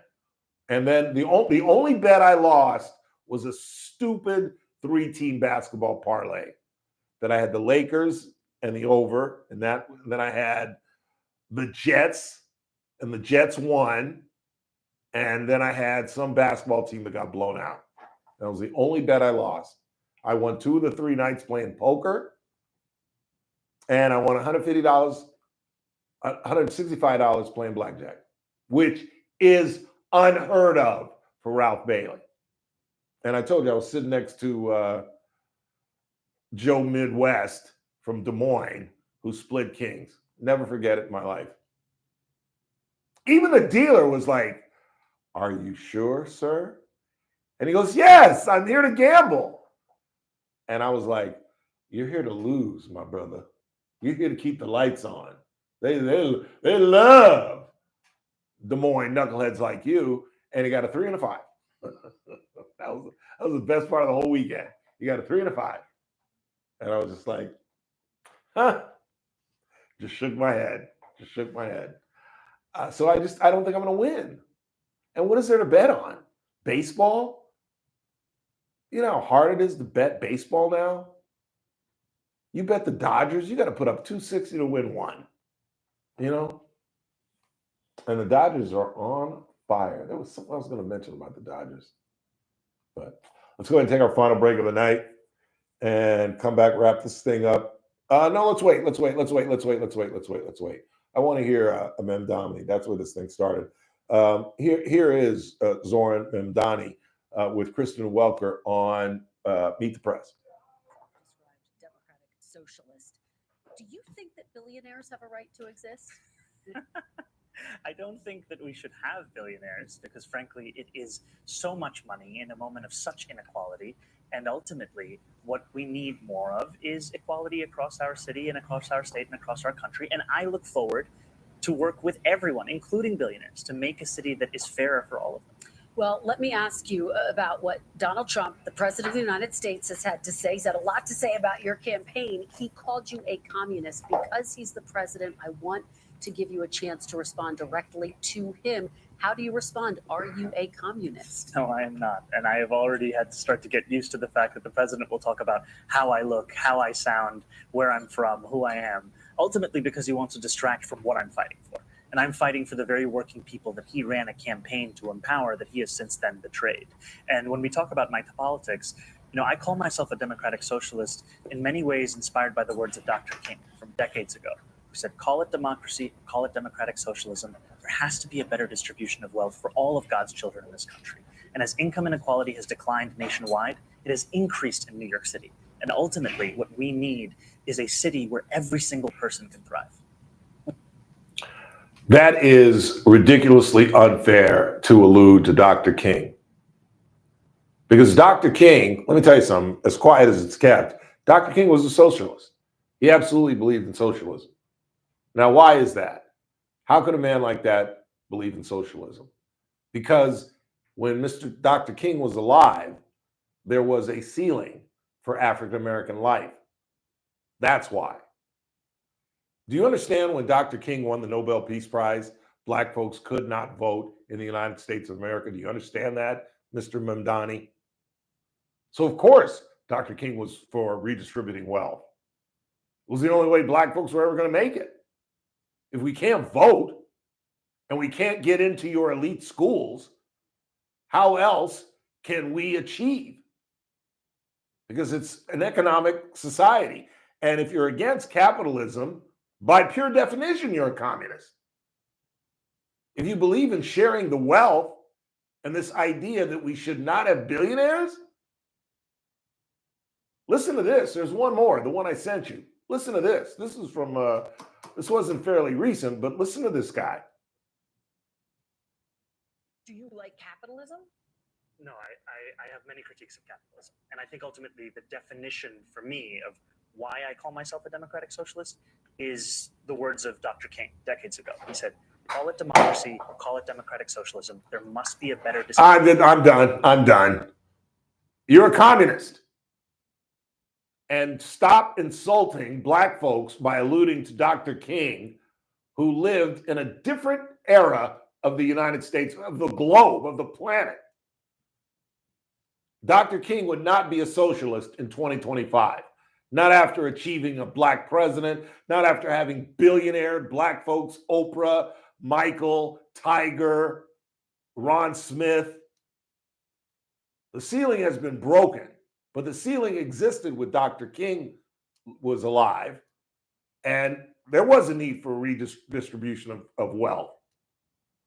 But it came through the equalization of laws and opportunity. And then we went through a stage of affirmative action, of which I was a byproduct of. I'm not sure I'm sitting here if not for affirmative action. And we've even outlived that, because now the opportunities are wide open for anyone and everyone to achieve. And if you're anti-capitalist, as he just chronicled, you are almost by definition a communist, believing in sharing the wealth and capping wealth and not believing that there should be billionaires. That is absurd. And that could be the next mayor of New York City. Let's go, Chris. Wrap this thing up. Final break of the night. Keep it locked. Charlie Kirk at the top of the hour. Tomorrow is a Tuesday, a sad Tuesday. Our former federal magistrate judge is gallivanting around the Big Apple. I don't know why I tell people's business. Shouldn't be telling people's business.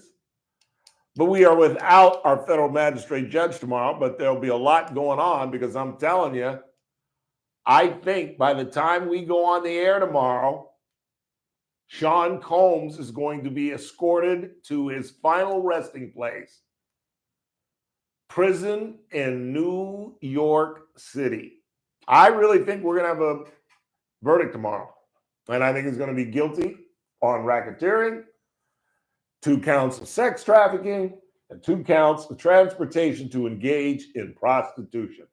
I really think we're going to have a verdict tomorrow. I don't think it's going to take these people a whole lot of time to say this man used his power, his influence, his violence, his employees to get off. And manipulate these women and extort them and take money from their parents. Unbelievable. Final time out of the night. It's the Ralph Bailey Show on News Talk 96.1 AM 1180 KERN. We stream live at kernradio.com. News Talk 96.1 and AM 1180 KERN. Cashback is not available on gas in New Jersey, Wisconsin. $5,000. That's the average amount of money people in the U.S. are now spending on gas in a year. $5,000.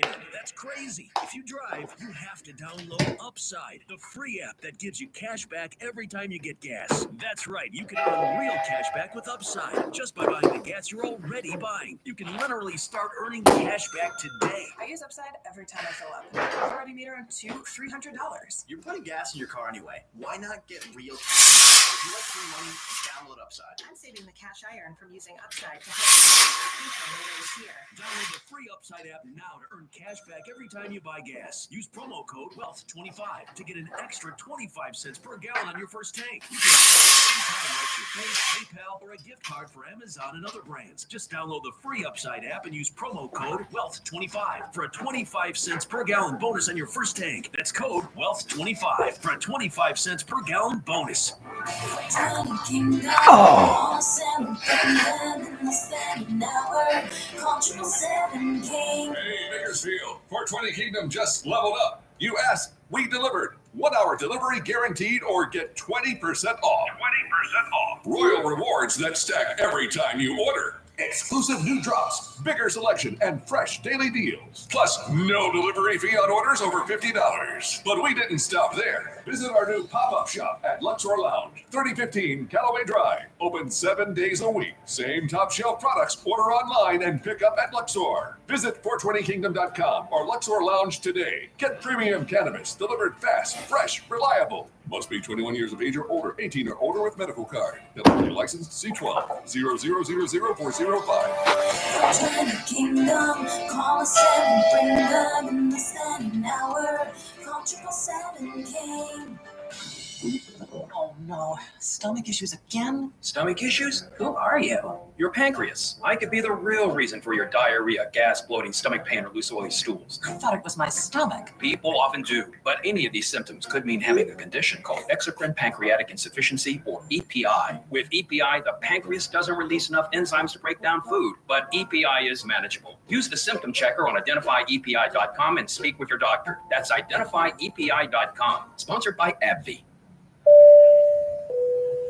We got time to do the promo? We are going to be experiencing some slight turbulence. Please fasten your... Oh, not really? Hold on. Just got a video of my cat.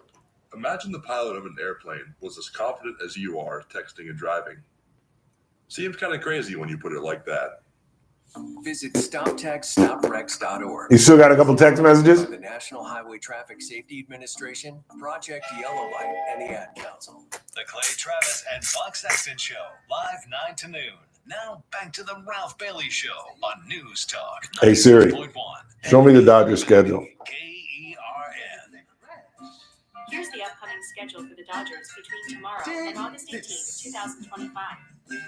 Everybody plays the fool sometime. There's only exception to the rule. Listen, baby, well, we got sure it made me cool. I ain't lying. Everybody plays the fool. 842-5376, 842-KERN. Let's read 2 text messages. Go home, and there is nothing on television tonight. Jeff Bezos pays taxes on $80K by taking an annual salary, but lives off the company black card. Unbelievable. $50 million. Did you know this? Did you know that Laura Sanchez Bezos was once Laura Sanchez Gonzalez, as in Tony Gonzalez, as one of the greatest tight ends in the history of football, as in they have a child together who walked her down the aisle? I did not know that. She's been married 3 times, which means 10 years after this marriage, she's out and she's going to get $40 billion or something. But I did not know that. Did you know that? I did not know that. I bet those kids are gorgeous because Gonzalez is a pretty boy. And I guess she's hot. I guess. You never know. You know what I mean? Like I pointed out a woman at our bar event Saturday. And I was like, she was really attractive. And Randy was like, oh, that's a friend of my buddy's. That's my buddy's wife. And he said, everything is made up. And I was, what are you talking about? He goes, the butt isn't real. The breasts aren't real. She had her lips done. She had her nose done. So now you don't even know who's hot anymore. That is just a travesty. You should not be able to create a butt. Like a butt should be a natural thing. You know what I'm saying? Like you need to go to Atlanta and see those girls walking around with those ridiculous, those are real butts. Those are Southern girls' butts.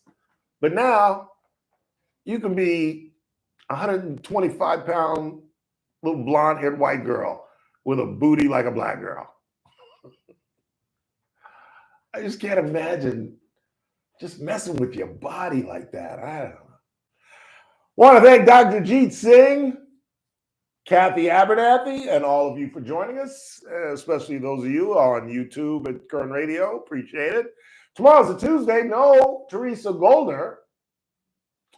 But again, my prediction, we'll have a verdict in the Sean Combs trial by the time we go on the air tomorrow. We'll see if the political prophet is right yet again. I'm going to go home and figure out what I'm having for dinner, and I got to figure out what my summer plans are going to be in August. Do I go to Vegas? Do I go to a Cardinal game with Kathy? Do I go to Pismo with Swain? Do I do all three? For Chris Burdick, I'm Ralph Bailey. Nice countdown. Nice countdown. You gave me like 6 and then it went, oh, I don't care. President Trump's tax and spending bill. Just hit dismiss now.